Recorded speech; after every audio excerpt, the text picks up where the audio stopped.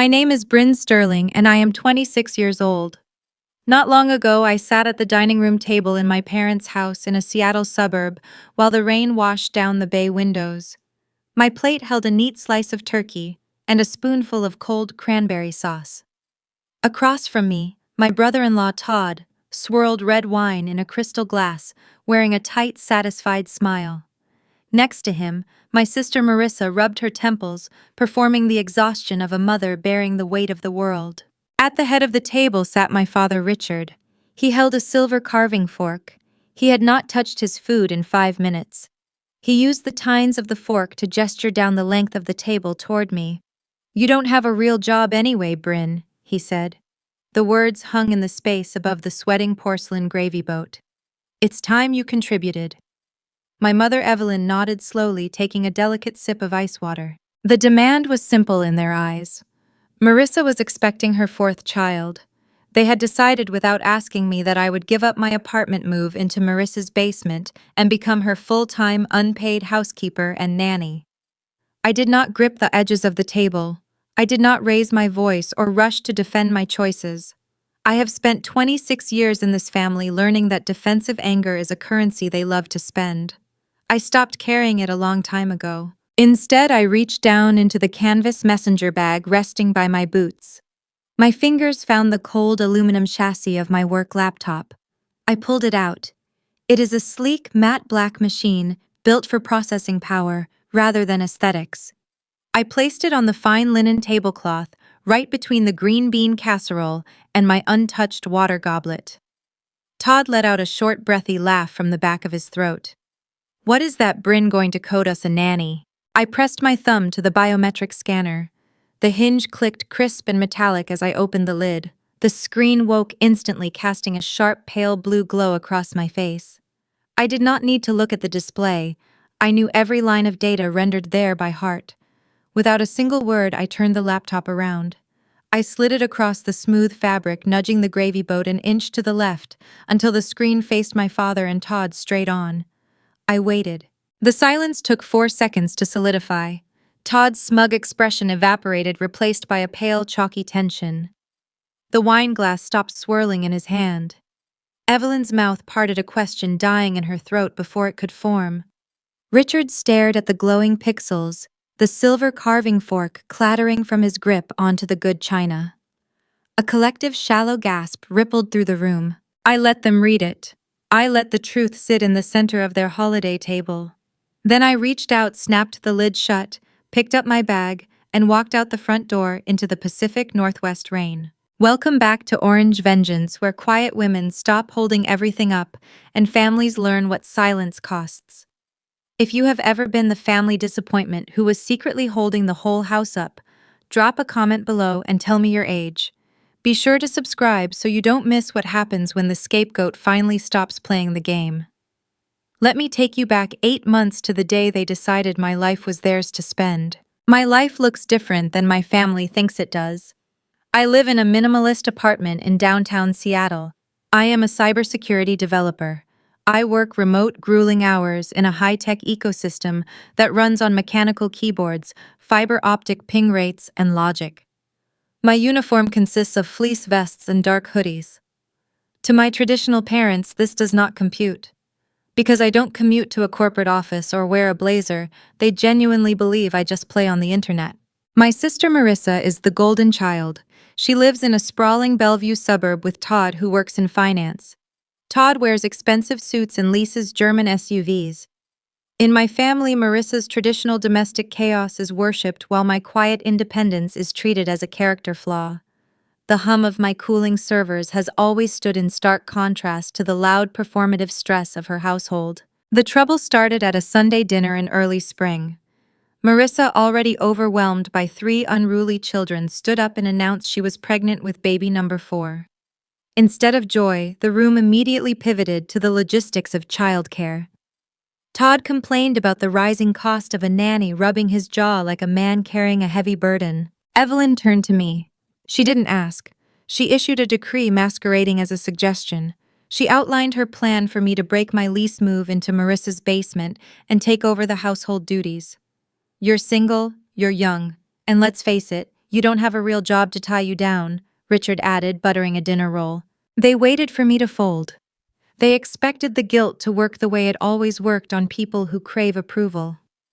But I had stopped craving their approval a long time ago. I carefully placed my fork down on the table. I aligned it perfectly parallel to my knife. I looked at my father, then at my mother, and I said a flat, unbothered no. The single syllable echoed through the dining room. Marissa blinked, her hand resting on her stomach. Todd scoffed, shaking his head. My mother leaned forward, her face tightening. "Excuse me," Evelyn asked, her voice dropping into a dangerous register. I said no. I repeated, keeping my voice as steady as a metronome. I am not moving into the basement, and I am not raising your children. The shockwaves of that refusal broke the fragile peace of my family forever. What followed was a campaign of weaponized guilt designed to break me.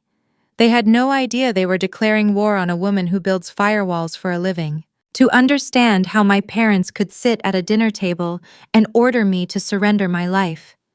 You have to understand how they view my life. They look at me and see a blank space.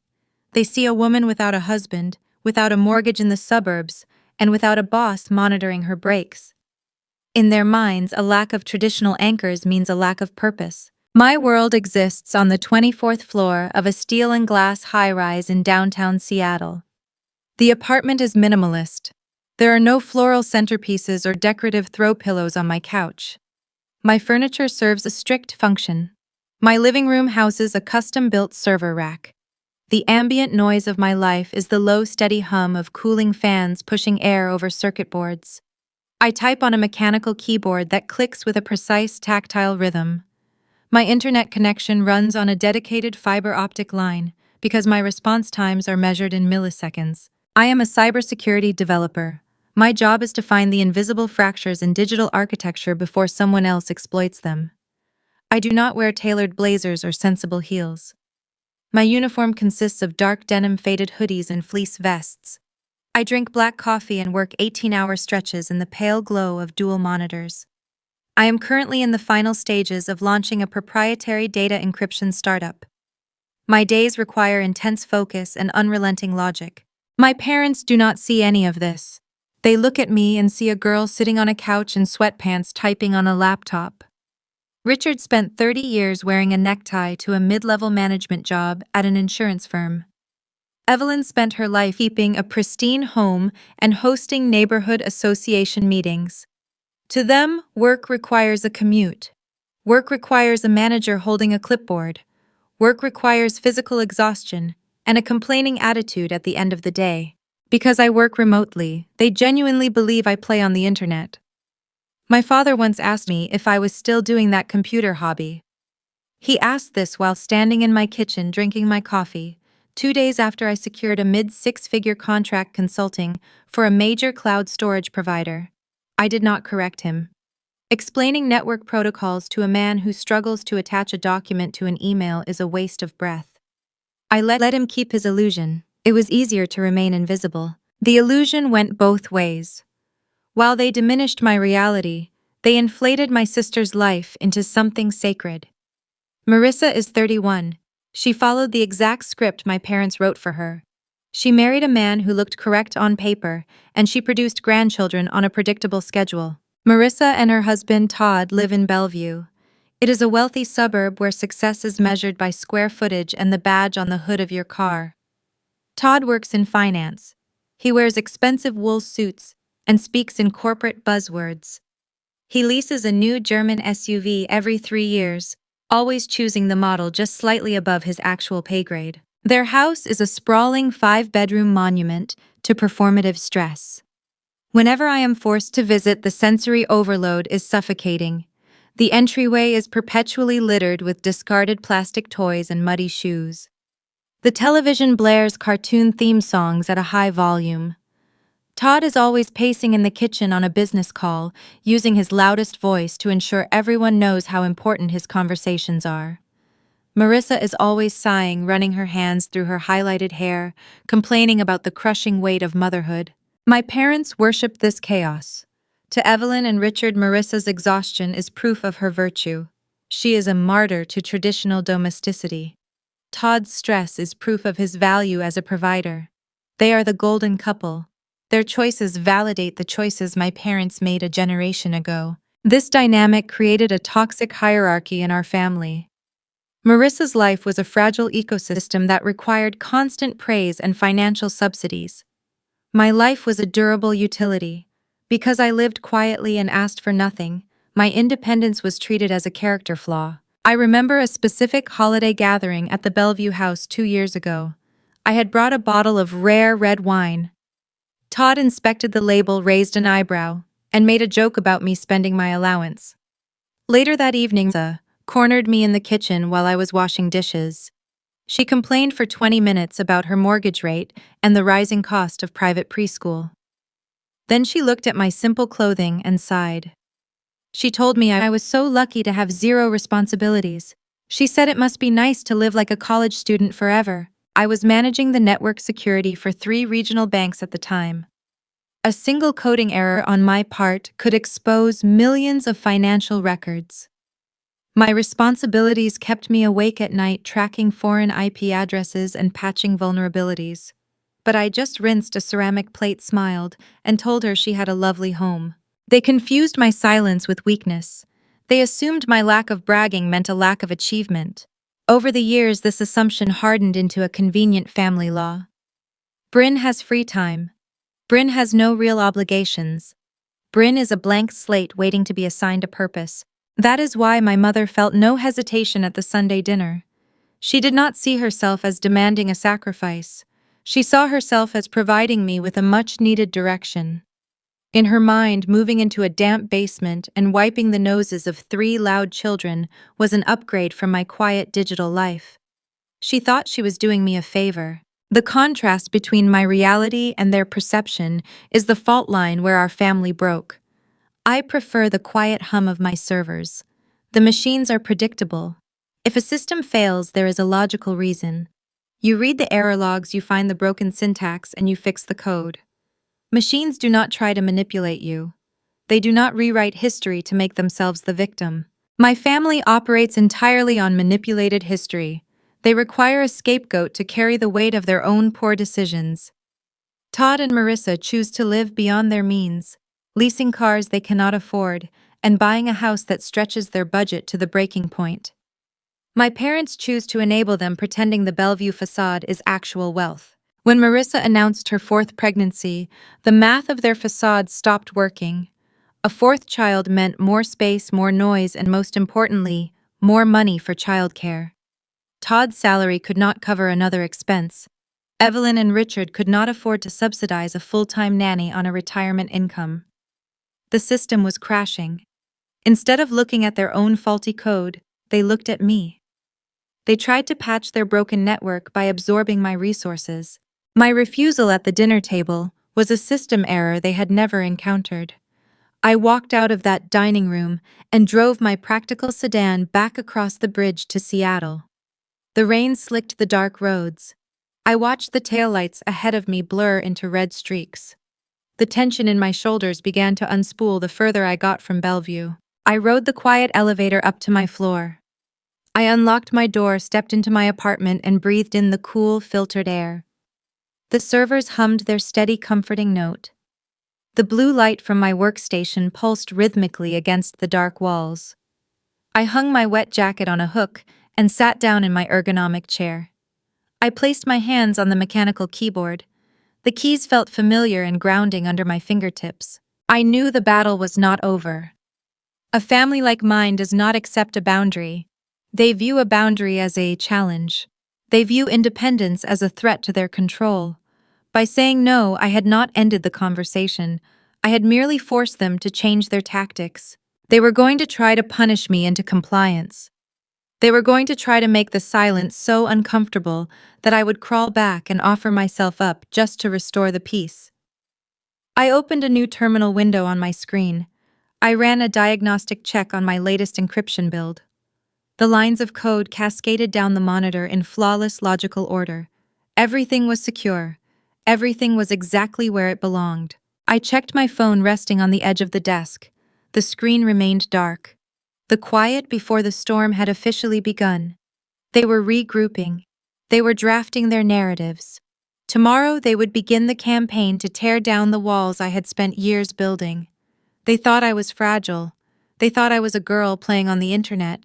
They were about to learn what happens when you try to breach a system designed to withstand an attack. The mahogany table in my parents' formal dining room is a staging ground.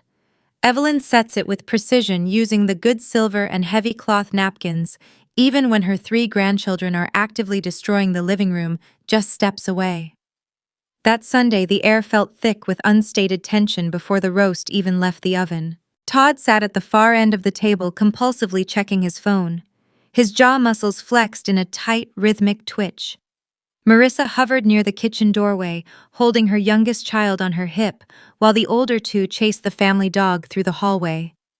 She wore an oversized cashmere sweater and a look of profound, curated exhaustion. The 5-year-old knocked over a wooden side table, scattering magazines across the rug, but Todd did not look up from his screen. Marissa just closed her eyes and let out a long, suffering sigh. I sat in my usual spot, near the drafty window, sipping tap water. I watched the dynamics unfold the way I watch a string of code compiling. You can always see the bugs if you know where to look.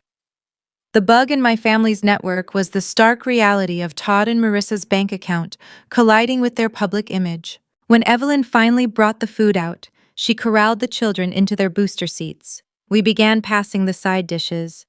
The clatter of serving spoons and the shrill complaints of my nephew masked the heavy silence between my sister and her husband. A cup of apple juice tipped over, pooling onto the hardwood floor. Nobody moved to clean it up. Halfway through the meal, Marissa tapped her water glass with a fingernail. It was a delicate sound, barely audible over the chaos, but Evelyn immediately commanded the table to quiet down. "Todd and I have some news," Marissa said. She forced a bright, trembling smile. "We are expecting baby number 4. In a normal family, a pregnancy announcement is met with cheers. Glasses are raised. People stand up to offer hugs. In my family, the news dropped onto the table like a past-due utility bill." Todd did not smile. He took a long, slow drink of his wine, his eyes fixed on the floral centerpiece. Evelyn offered a measured, tight-lipped congratulations. My father gave a single firm nod. The joy was entirely absent. Within 30 seconds, the conversation bypassed celebration and plummeted directly into logistical panic. Todd set his glass down hard enough to make the water ripple. "The current nanny agency is raising their rates by 20% next quarter," he said. He rubbed his forehead, projecting the image of a man carrying the global economy on his shoulders. "We are already stretched thin. The private preschool tuition just went up and Bellevue daycare waitlists are a year out. A 4th kid means we need round-the-clock help and the numbers simply do not pencil out." Marissa began to cry, the tears arriving with practiced timing. "I cannot do it alone, Mom. I am already drowning. 3 kids is a nightmare. 4 is impossible without a live-in au pair, and Todd says we cannot afford it." Evelyn reached across the table and patted Marissa's hand. "Do not worry, sweetheart. Family takes care of family. We just need to look at our available resources." I watched my mother's gaze shift from Marissa's tear-stained face directly to me. The transition was seamless. She had identified an unused asset, and she was preparing to deploy it. "Brynn," Evelyn said, her voice dripping with artificial sweetness. "Your lease is up in 2 months, isn't it?" "I am renewing it," I replied evenly. "Well, you should reconsider," she continued, waving a hand dismissively. "Todd and Marissa have that finished basement. It has its own bathroom. It is a very generous space despite the lack of natural light. If you moved in there, you could save on rent while helping your sister during the day." I stared at her, processing the sheer audacity of the demand. She was not asking for a weekend of babysitting. She was outlining the surrender of my adult life. Todd leaned forward, suddenly animated, catching the vision of free labor. "It makes perfect sense. You are home all day anyway. You could handle the morning school runs, watch the toddler, and prep dinner while Marissa rests. We wouldn't charge you a dime for utilities." They were offering me the privilege of working a grueling, unpaid domestic job in exchange for sleeping underground in a suburban basement. They framed it as charity. They viewed my time as worthless and my independence as an inconvenience. "I have a job," I said. "I work full-time." This is the moment my father decided to enter the negotiation. Richard picked up a warm dinner roll from the bread basket. He reached for the butter dish, his movements slow and deliberate. He did not look at me while he spoke. "You're single, you're young, and let's face it, you don't have a real job to tie you down," he said, spreading the butter in a smooth, even layer. "You sit on a laptop. You can do your little computer tasks from Marissa's basement just as easily as you can from downtown." He took a bite of the roll, chewing with quiet satisfaction. He believed he had delivered the final, undeniable verdict. He believed my life was a blank page waiting for him to write a purpose on it. The dining room grew quiet. The children had momentarily stopped screaming, sensing the shift in atmospheric pressure. Marissa looked at me with hopeful, expectant eyes, waiting for me to accept my role as the designated sacrifice. Todd crossed his arms, wearing a confident smirk. They waited for the guilt to take hold. They expected me to stammer, to offer excuses, or to tearfully apologize for being unhelpful. They expected the invisible worker to bow her head and assume the burden of their poor financial planning. I sat perfectly still. I felt the cold, hard logic of my profession override any lingering familial obligation. In cybersecurity, when you identify a malicious threat attempting to breach your network, you do not negotiate with it. You do not explain your firewall settings or ask the virus to compromise.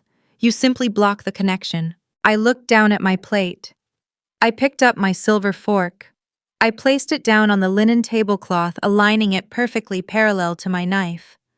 I adjusted the distance until the gap between the two utensils was exactly half an inch.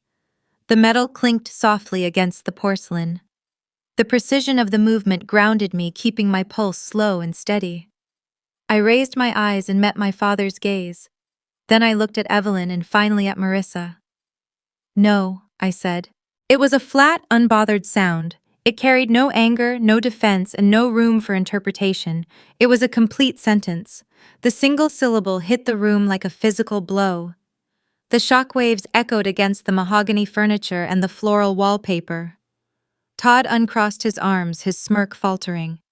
Marissa let out a sharp gasp, her hand flying to her chest as if she had been struck. Evelyn's face flushed a deep mottled red. "Brynn Sterling," she hissed, her voice vibrating with genuine shock. "Your sister is asking for help. Your family needs you." "You are not asking for help," I corrected, my tone remaining cool and detached. "You are demanding that I become an unpaid domestic servant to subsidize Todd's lifestyle. The answer is no." I did not wait for their rebuttal. I pushed my chair back from the table. The wooden legs scraped loudly against the hardwood floor. I stood up, gathered my canvas coat, and walked toward the front door. Behind me, the dining room erupted into chaotic noise. Marissa began to sob loudly, claiming her stress levels were dangerous for the baby. Todd shouted something about my selfishness. My father slammed his fist against the table, making the silverware rattle. I turned the brass knob, stepped out into the cool evening air, and closed the door firmly behind me. I walked to my car, leaving them trapped in the consequences of their own choices, completely unaware that they had just initiated a war they could never win. The silence inside my sedan felt heavy as I crossed the floating bridge back into Seattle. Rain drummed against the windshield in a steady rhythm, washing away the stagnant air of the suburbs. My phone sat in the cup holder. It remained dark for exactly 12 minutes. Then the screen illuminated, casting a harsh glare across the dashboard. The family network had mobilized. By the time I parked in my building underground garage, I had 42 unread notifications. My relatives treat communication the way military commanders treat artillery fire. They aim for broad coverage, hoping sheer volume will force a surrender. I rode the elevator up to my floor, stepped into my apartment, and placed my phone on the kitchen counter. I did not open the messages right away. I already knew the script. I poured a glass of water and tapped the voicemail icon. My mother had left 3 separate recordings. The progression was predictable. It was a calculated escalation designed to corner me into compliance. Her first message arrived under the guise of gentle disappointment. "Brynn, sweetheart, please call me back," she murmured, adopting the tone of a weary peacemaker. "Your father and I just want to understand why you reacted that way. We know you did not mean to hurt anyone. Let us just talk this through." The second message, recorded 40 minutes later, shifted into a tactical guilt trip. The false sweetness had evaporated. "It is late, Brynn, and you are ignoring us. Todd is furious. He feels you disrespected his home. Marissa is beside herself. We are trying to keep the peace here, but you are making it very difficult by acting like a stubborn child." The third voicemail arrived just past midnight. Evelyn had abandoned all pretense and embraced full martyrdom. Her voice shook with rehearsed panic. "I hope you are happy," she hissed into the receiver. "Your sister's blood pressure is spiking because of your selfishness. The doctor told her to avoid stress, and now she is crying in the guest room.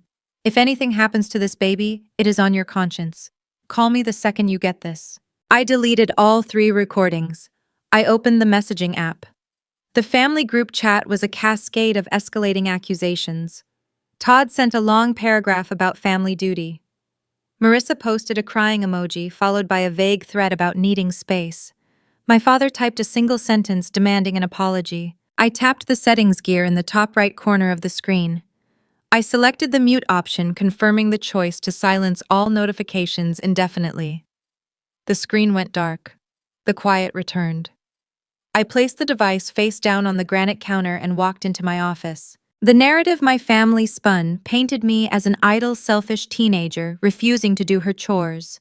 My actual reality looked entirely different. I was 2 weeks away from launching my own proprietary data encryption startup. I had spent the last 2 years building an architecture designed to protect medical records from external breaches. My parents envisioned me playing games on a laptop.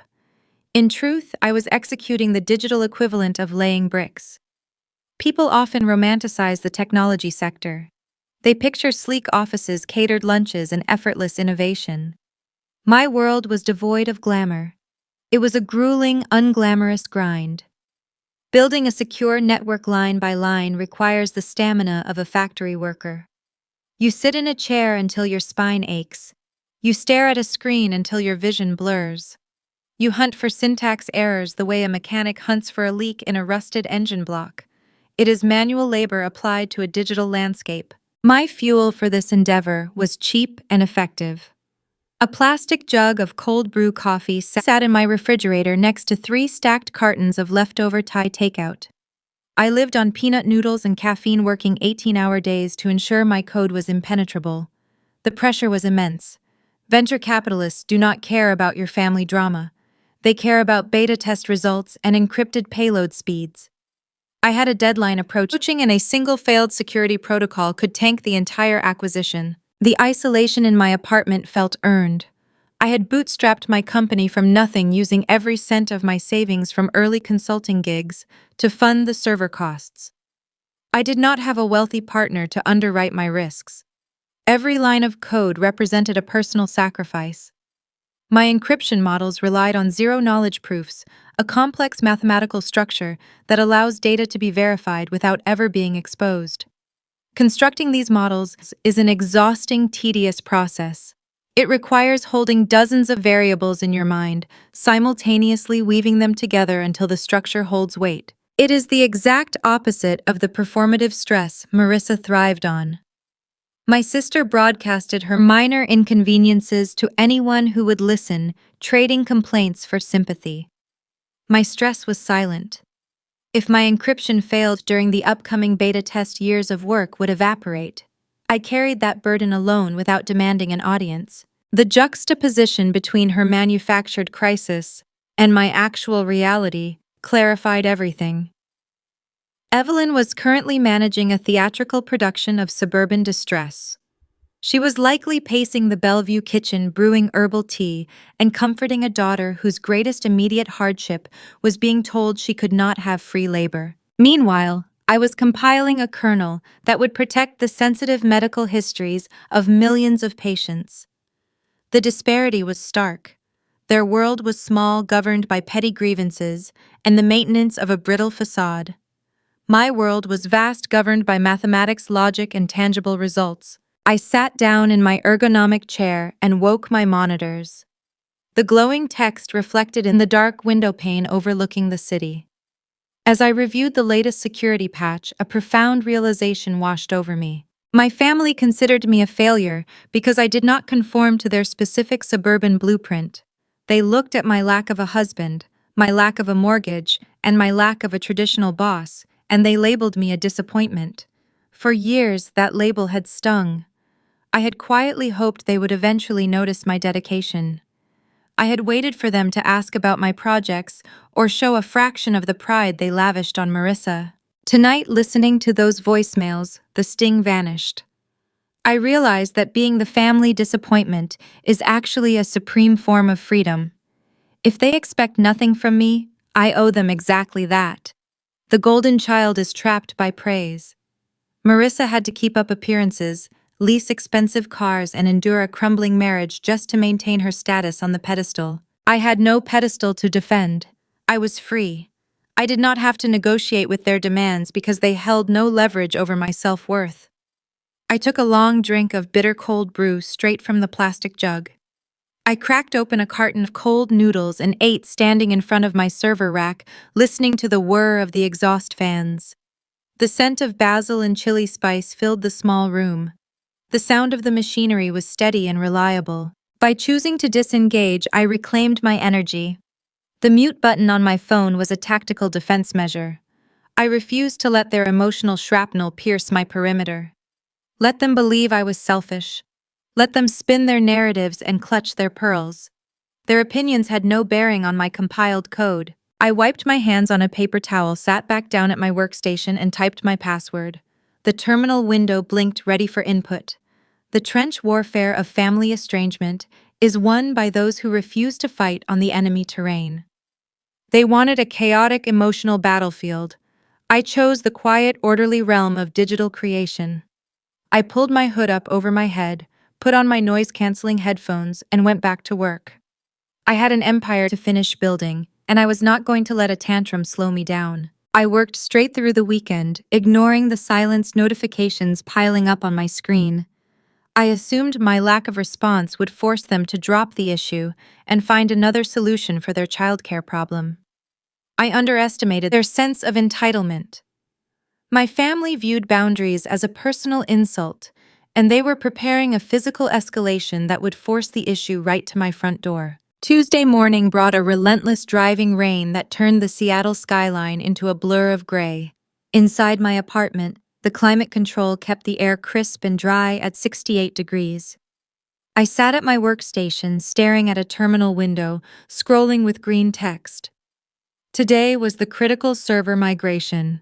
My proprietary encryption startup was transitioning its core database to a secure cloud environment for the final beta test.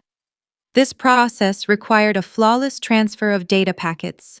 A single dropped connection or misconfigured route could corrupt the architecture I had spent 2 years building. The focus required was total. I had noise-canceling headphones over my ears, filtering out everything except the rhythmic clicking of my own keyboard. At 9:14, the intercom system on my wall flashed red. The sharp, piercing tone cut through my focus. I ignored it. I did not order groceries, and I did not expect visitors. 30 seconds later, it chimed again. Then a third time, held down continuously, forming a grating, frantic wail. I pulled my headphones off, cursed under my breath, and walked to the panel by the front door. I pressed the talk button. Yes. Brynn, let me up. It is an emergency. It was Todd. His voice sounded breathless and strained. My stomach tightened. Despite my estrangement from them, an emergency implies an ambulance, a hospital visit, or physical harm. I assumed there had been a car accident on the wet roads or an injury involving the kids. Logic dictated that I unlock the building door. I hit the release button. I stood in the entryway, leaving my own door cracked open, waiting for the elevator to ascend. The floor indicator ticked upward. The stainless steel doors slid apart, revealing the hallway. Todd stepped out. He was not bleeding. He was not injured. He wore a crisp, tailored trench coat over a designer sweater. Trailing behind him, clutching damp backpacks and looking thoroughly bewildered, were my 3 nieces and nephews. Leo, who was 7, held the hand of 5-year-old Emma. 3-year-old Mason waddled beside them, clutching a half-eaten breakfast pastry that dripped sticky icing onto his jacket. Before I could process the scene, Todd marched forward and shoved the 3 children over my threshold. He dropped a heavy floral print diaper bag onto my entryway rug. "Todd, what are you doing?" I asked, stepping back to avoid tripping over Mason. Todd did not cross the threshold. He kept 1 foot in the hallway, his eyes darting toward the open elevator. "Marissa is having a breakdown," he said, waving his hands in a frantic theatrical gesture. "She has not slept. The stress from Sunday night pushed her over the edge. We are taking a mental health day. We need space to breathe. You are home anyway, so you have them until 5. "I am working," I stated, keeping my voice level. "Take your children back downstairs." Todd began walking backward, retreating toward the elevator. This was a classic tactic of his. In the early years of his marriage to my sister, whenever the reality of parenting clashed with his desire to play golf or attend networking brunches, he would invent a sudden psychological crisis. He weaponized therapy language to excuse his own absence. A hangover became a need for self-care. A frustrating morning with toddlers became a mental health emergency. "Family steps up, Brynn," he called out, jabbing the elevator call button repeatedly. "You cannot just hide in your tower and pretend we do not exist. We will pick them up before dinner." The elevator chimed. The door slid open. Todd stepped inside, pointing a finger at me as the metal panels began to close. "Do not try calling. Our phones are going off." The doors sealed shut. The digital floor indicator began its descent. I stood in my entryway, staring at the empty hallway. The audacity of the boundary breach settled over me like a cold draft. They believed my refusal on Sunday was merely a bluff. They thought forced proximity would break my resolve. They assumed that if they dumped the physical reality of their children into my sanctuary, I would have no choice but to fold, cancel my projects, and assume the role of the compliant aunt. I looked down. 3 small faces stared up at me. Emma sniffled, wiping her nose on the sleeve of her raincoat. Leo shifted his weight, looking anxiously at the strange, stark apartment. Mason took a bite of his pastry, chewing loudly, his hands coated in a thick layer of sugar glaze. He reached out and slapped his small, sticky palm against the pristine glass of my entryway console table. The contrast between my sterile tech environment and the messy reality of toddlerhood was jarring. My living room was a minefield of fragile hardware. A single cup of spilled juice could short out a server rack containing millions of lines of encrypted code. A curious tug on a fiber optic cable could disconnect my secure migration. Panic is an inefficient response to a system breach. I did not scream at the children. I recognized immediately that they were pawns in a game their parents were playing. They did not ask to be dumped in a strange apartment on a rainy morning. They were scared, confused, and prone to unpredictable behavior. I treated the situation like a rogue process running on a vulnerable network. The first step was quarantine. "Okay," I said, keeping my voice calm and neutral. "Take your shoes off and leave them on the rug." Leo dutifully nudged his sneakers off. He helped Emma with her boots. I knelt down and unzipped Mason's jacket, intercepting the sticky pastry before it could make contact with the upholstery. I guided the 3 of them into the center of the living area, creating a safe zone away from my office door and the server racks. I needed a distraction to secure their attention while I formulated a protocol. I grabbed the remote control and activated the large smart television mounted on the wall. I found a colorful, loud cartoon featuring talking dogs and set the volume to a manageable level. The children immediately gravitated toward the glowing screen sitting cross-legged on the rug. I walked into the kitchen, opened the pantry, and found a box of dry oat cereal I kept for late-night snacks. I poured generous handfuls into 3 separate plastic bowls and carried them into the living room, setting one down in front of each child. "Eat this," I instructed. "Do not touch anything with buttons or wires. Do you understand?" Leo nodded, his eyes glued to the television. Emma and Mason began crunching on the dry cereal. The perimeter was temporarily secure. I glanced at my smartwatch. The server migration was entering a crucial verification phase. I had perhaps a 10-minute window before I needed to be back at my keyboard to authenticate the secure handshake between the databases. I could not supervise 3 children and execute a flawless cloud transfer simultaneously. My parents and my brother-in-law had designed this ambush to force my hand. They expected me to panic, to fail at my job, and to realize that I was incapable of maintaining my independence. They thought they had backed me into a corner where my only option was to submit to their demands. They misunderstood the fundamental nature of my profession. When a developer encounters an obstacle that threatens the integrity of a project, they do not give up. They source a tool designed to bypass the obstacle. I stepped away from the children and walked back into my kitchen. I pulled my phone from my pocket. I did not call Todd to scream into his voicemail. I did not call my mother to beg for an intervention. Engaging with their emotional blackmail would only validate their tactic. It would signal that their ambush had successfully disrupted my equilibrium. Instead, I opened a mobile browser. I applied a purely logical, unemotional countermeasure to a personnel problem. I bypassed their drama entirely and sought a professional solution. I typed a specific search query into the engine, looking for a premium service that catered to the high-income residents of downtown Seattle. The results populated instantly, offering a straightforward transactional answer to the trap my family had laid. I clicked on the top link and began filling out an intake form. My family assumed my lack of a corporate badge meant a lack of resources. They operated under the assumption that a 26-year-old woman working from a couch could not afford to outsource a problem. It was a costly miscalculation. I navigated to the website of an elite bonded childcare agency that catered to corporate executives and emergency overflow situations. The interface was sterile and efficient. I bypassed the standard tiers and selected the emergency on-demand option. The rate was $60 an hour, requiring a 4-hour minimum and an immediate credit card authorization. I selected a 9-hour block to ensure a buffer. The total would come to $540. I typed in my business card number and hit confirm. The screen blinked green. A professional nanny was dispatched, estimated arrival in 45 minutes. I walked back into the living room. Leo, Emma, and Mason were still captivated by the animated dogs, though Mason had migrated to the edge of the rug, his sticky fingers perilously close to the fabric of my sofa. I handed him a damp paper towel. I did not engage in small talk or try to entertain them. I am not a maternal figure, and pretending otherwise would be inefficient. I returned to my office, leaving the door cracked just enough to monitor the hallway, and sank into my ergonomic chair. I had 45 minutes to stabilize the server migration before the data packets began dropping. I typed strings of command line prompts routing the overflow traffic into a temporary holding server to buy time. The fan speed on my tower increased, a high-pitched hum in the quiet room. My pulse matched the ticking clock on my lower monitor. At precisely 10:02, the building intercom chimed. I buzzed her up.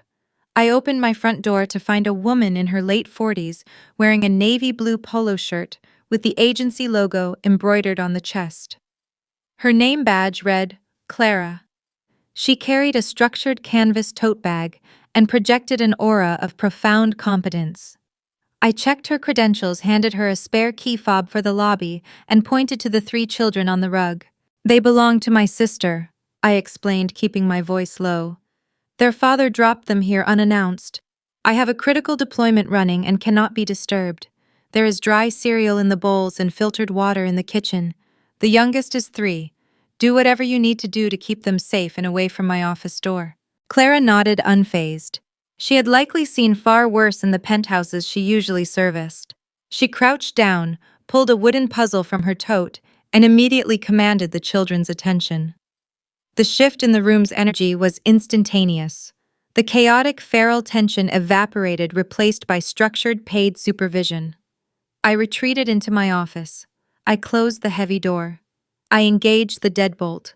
The click of the brass lock was the sound of a boundary being fortified. I put my noise-canceling headphones back on and returned to my screens. For the next 6 hours, my family ceased to exist. I was no longer the ungrateful daughter or the stubborn aunt. I was the architect of a secure digital vault.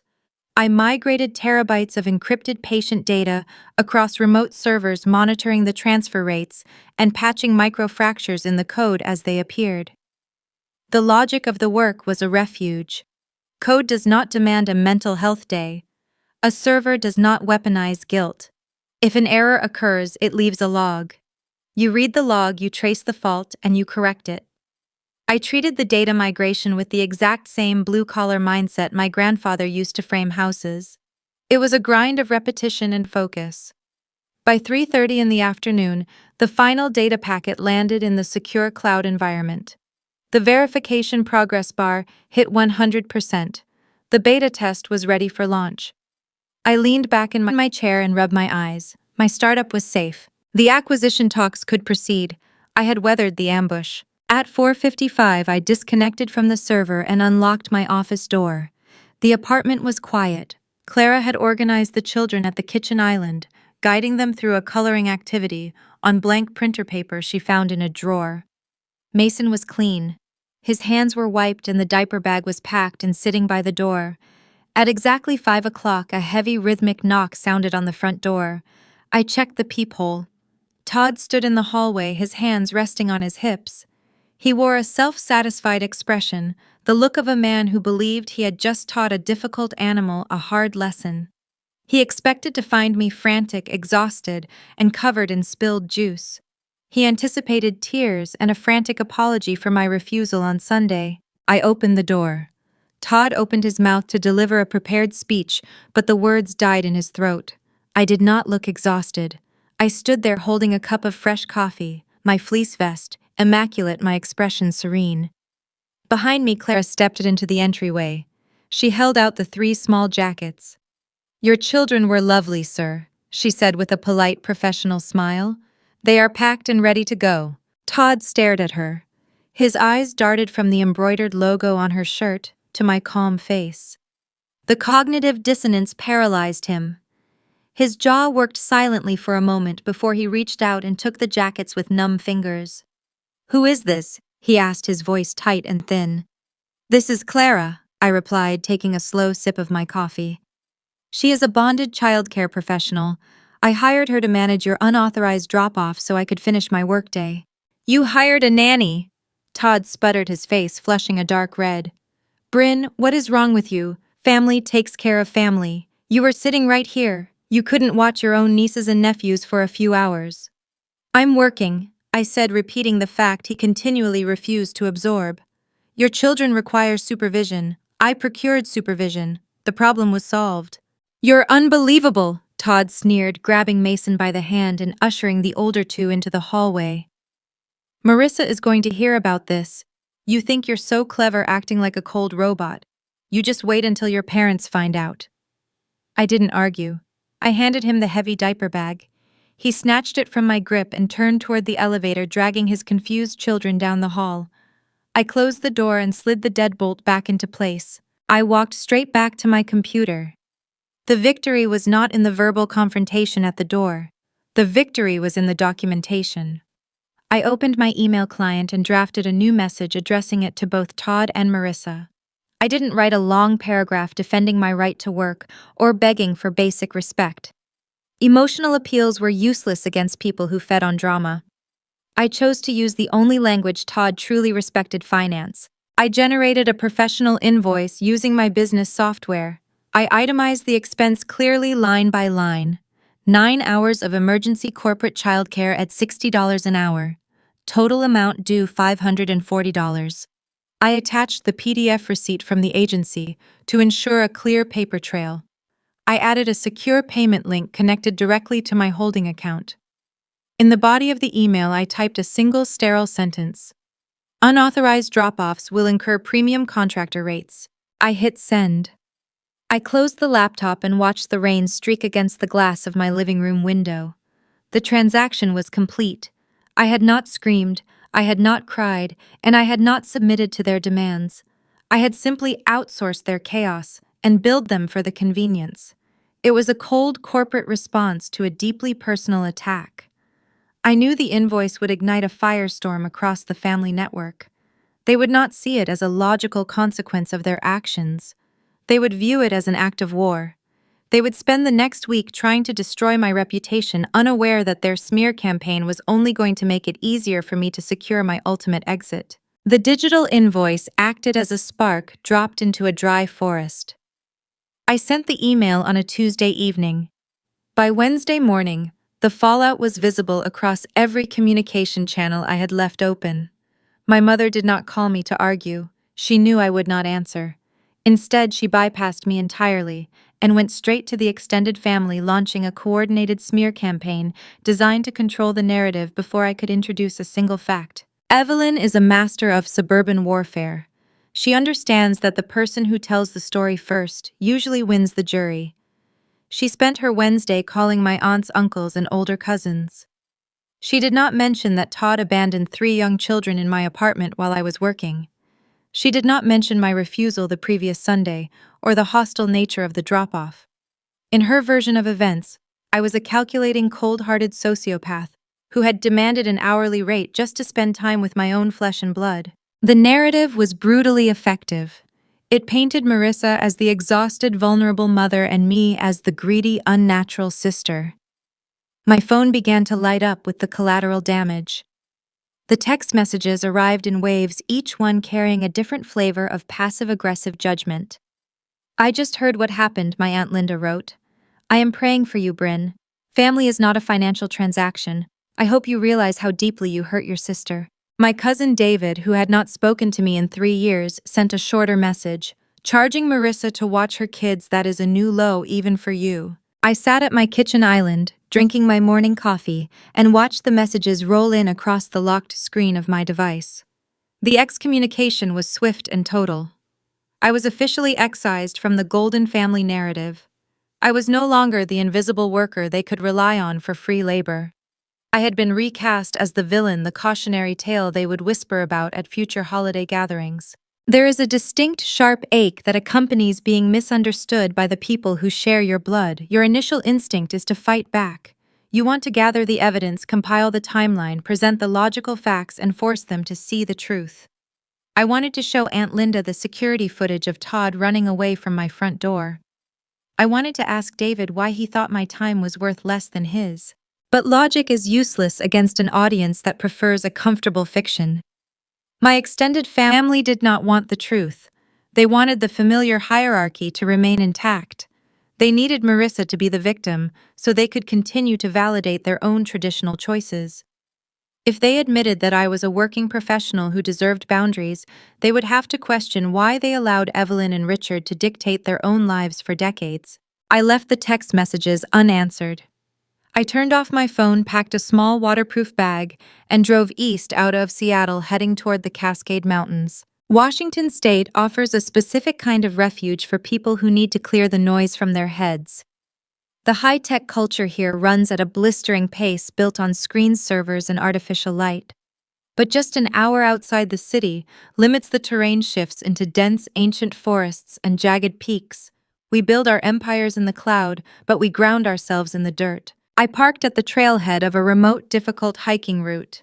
The morning fog still clung to the upper canopy of the Douglas firs. The air was cool and heavy, carrying the sharp, clean scent of crushed pine needles and damp earth. I zipped up my rain shell and started walking. The trail was steep, forcing my heart rate up and demanding my physical focus. My boots crunched against the wet gravel. Rainwater dripped from the ferns lining the path, soaking the lower half of my denim jeans. I breathed in the cold, misty air, letting the sheer scale of the wilderness dwarf the petty drama of my family network. As I climbed higher, the trees parted, revealing a sweeping view of a cloud-filled valley. I stood on a rocky outcrop, feeling the chill wind against my face, and a profound sense of peace washed over me.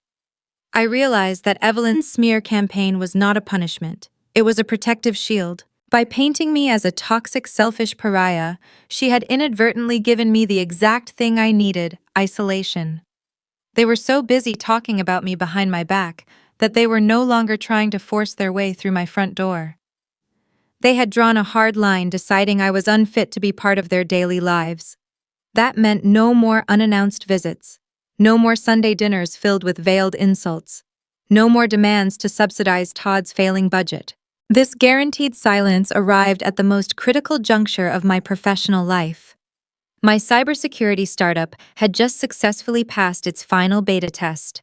The data migration I protected while Clara watched the children had functioned flawlessly. Now I was entering the delicate high-stakes phase of acquisition talks. A major Silicon Valley conglomerate was reviewing my proprietary encryption architecture. The coming weeks would require intense focus. I had endless virtual meetings with venture capitalists, intellectual property lawyers, and corporate acquisition teams. I would be analyzing term sheets and negotiating non-disclosure agreements. This process required a sharp mind and an undistracted environment. If my family were still calling me every day, demanding I drive to Bellevue to mediate Marissa's emotional breakdowns or watch her toddlers, I would falter. Their constant draining demands would siphon the energy I needed to close the deal. Their hatred was a gift. It bought me the time and the space to secure my future. I hiked back down the mountain, my muscles burning with a satisfying fatigue. The drive back into the city felt different. The Seattle skyline emerged from the rain clouds, a grid of glass and steel reflecting the gray light. I looked at the city not as a place where I was an outcast, but as a landscape where I was building my own empire. I returned to my minimalist apartment. The servers hummed their steady, reassuring rhythm in the corner. I hung my damp jacket on the hook, sat down at my desk, and opened my accounting software. The invoice I had sent to Todd and Marissa remained open, glaring in red font. I knew they would never pay it. Todd was far too proud, and Marissa was far too entitled. They would let the charge sit there, using it as proof of my cruelty. I clicked on the payment portal. I transferred $540 from my own personal checking account into the business ledger, marking the invoice as paid in full. I watched the red font turn to a calm, neutral green. I covered the cost of Clara's emergency services out of my own pocket. I did not view it as a loss. As I stared at the zero balance on the screen, I felt a deep, resonant satisfaction. I had outsourced a crisis, protected my boundaries, and triggered an excommunication that guaranteed my uninterrupted focus. $540 was a trivial expense. It was the cheapest possible price to buy my permanent freedom from their expectations. I closed the accounting software and opened my encrypted email client to review the latest term sheet from the acquisition lawyers. My perimeter was secure. My family was locked outside the firewall.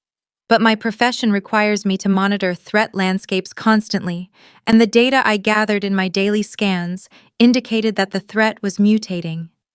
While my walls held strong, the digital footprint of Todd's life was beginning to trigger red flags across my radar, hinting that his confident facade was hiding a catastrophic structural failure. In my profession, you learn quickly that a quiet network is not a safe network.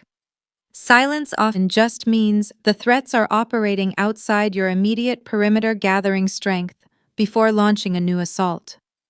During the weeks following my hike in the Cascade Mountains, my daily routine fell into a strict, disciplined rhythm. I spent my mornings negotiating the acquisition of my startup, dissecting complex term sheets with corporate attorneys. I spent my afternoons securing the final encryption protocols for the handover. But in the evenings, when the glare of the monitors softened and the city traffic slowed to a whisper outside my window, my mind reverted to its default state. I hunt for vulnerabilities. It is a reflex. You cannot spend your adult life analyzing digital fractures without occasionally turning that analytical lens on the people who tried to break you. I did not need to hack into any private servers to see the cracks forming in my brother-in-law's life. People like Todd broadcast their vulnerabilities willingly. They mistake public exposure for personal importance. His digital footprint was a masterpiece of desperate curation. On social media, he presented himself as a titan of suburban finance. He posted photos from charity golf tournaments holding a club with a manufactured relaxed grip. He shared articles about market trends, adding captions about crushing the quarter and hustling while the competition sleeps. To my parents, this curated feed was undeniable proof of his success. They saw the glossy exterior, the pressed suits, and the confident smile, and they accepted it as gospel. But a cybersecurity developer does not look at the graphical interface. We look at the source code. I began running routine open-source intelligence checks on his public records.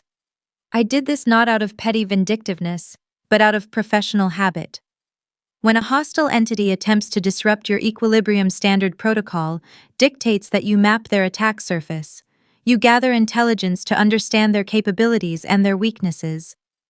The information I found was startling yet entirely predictable. The golden couple of Bellevue was sinking. The red flags appeared first in the vehicular records. Todd drove a top-tier German sports utility vehicle, replacing it like clockwork every 36 months. My mother often bragged about the smell of the leather interiors when she rode in the passenger seat. But public registry filings revealed a different story. The vehicles were not purchased outright. They were not even standard corporate leases. They were structured under high-interest short-term dealership agreements designed for individuals with highly leveraged credit. He was trading equity for status. He was paying exorbitant monthly premiums just to keep the expensive badge on the hood. The cars were financial anchors dragging his monthly cash flow deep into the red. The facade cracked further when I queried the King County Tax Assessor database. The sprawling 5-bedroom house in Bellevue, the monument to traditional domesticity my parents worshipped, was legally unstable. Property taxes are a matter of public record. A simple search revealed 2 consecutive quarters of missed payments. The county had already issued standard delinquency notices. Todd and Marissa were living inside a structure they could no longer afford to maintain. Marissa was still buying organic groceries and outfitting her children in designer raincoats, oblivious or willfully ignorant of the fact that the ground beneath her feet was giving way. The manicured lawn and the granite countertops were a stage set built on quicksand. Then there was his professional behavior. I opened a new browser tab and navigated to his professional networking profile. Todd's activity had recently shifted from arrogant boasting to a frantic, thinly veiled panic. He was commenting on posts from rival financial firms at 2 in the morning. He was sharing generic inspirational quotes about overcoming adversity and pivoting to new opportunities. He endorsed the skills of connections he had not spoken to in a decade, hoping to trigger reciprocal favors. In the tech sector, we recognize this specific pattern of behavior. It is the digital thrashing of a man who knows his employment is in jeopardy. He was desperately trying to weave a safety net out of thin air before his current position vanished. The contrast between our two realities was striking. Todd possessed a loud, flashy user interface. He wore the expensive suits, attended the correct networking brunches, and drove the correct vehicle. But there was no back-end code to support the visual display. If you clicked a link on his website, it led to a broken page. His life was built on debt leverage and the frantic hope that the next commission check would cover the minimum balances on his credit cards. He projected wealth while inching closer to bankruptcy every single day. My life, conversely, had zero visual interface. I wore faded hoodies and drove a practical, unassuming sedan with over 60,000 miles on the odometer. I rented a minimalist apartment without a view of the water.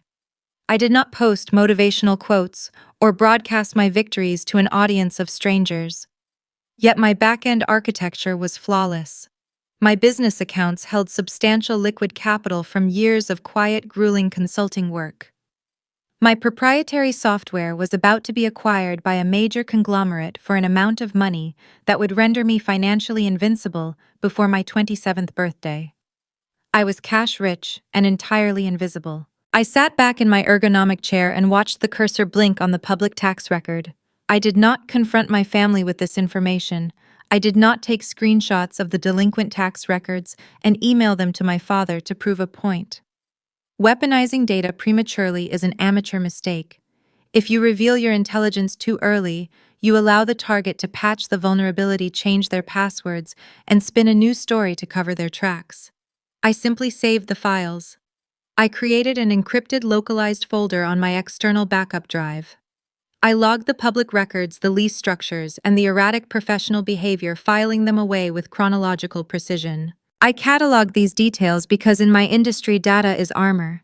You store it securely, keeping it in reserve for the exact moment the threat attempts to breach your firewall again. You do not strike when you find the weakness. You wait until the enemy tries to use that weakness against you. Holding this knowledge changed the way I viewed my isolation. I was no longer the wounded outcast nursing a grudge.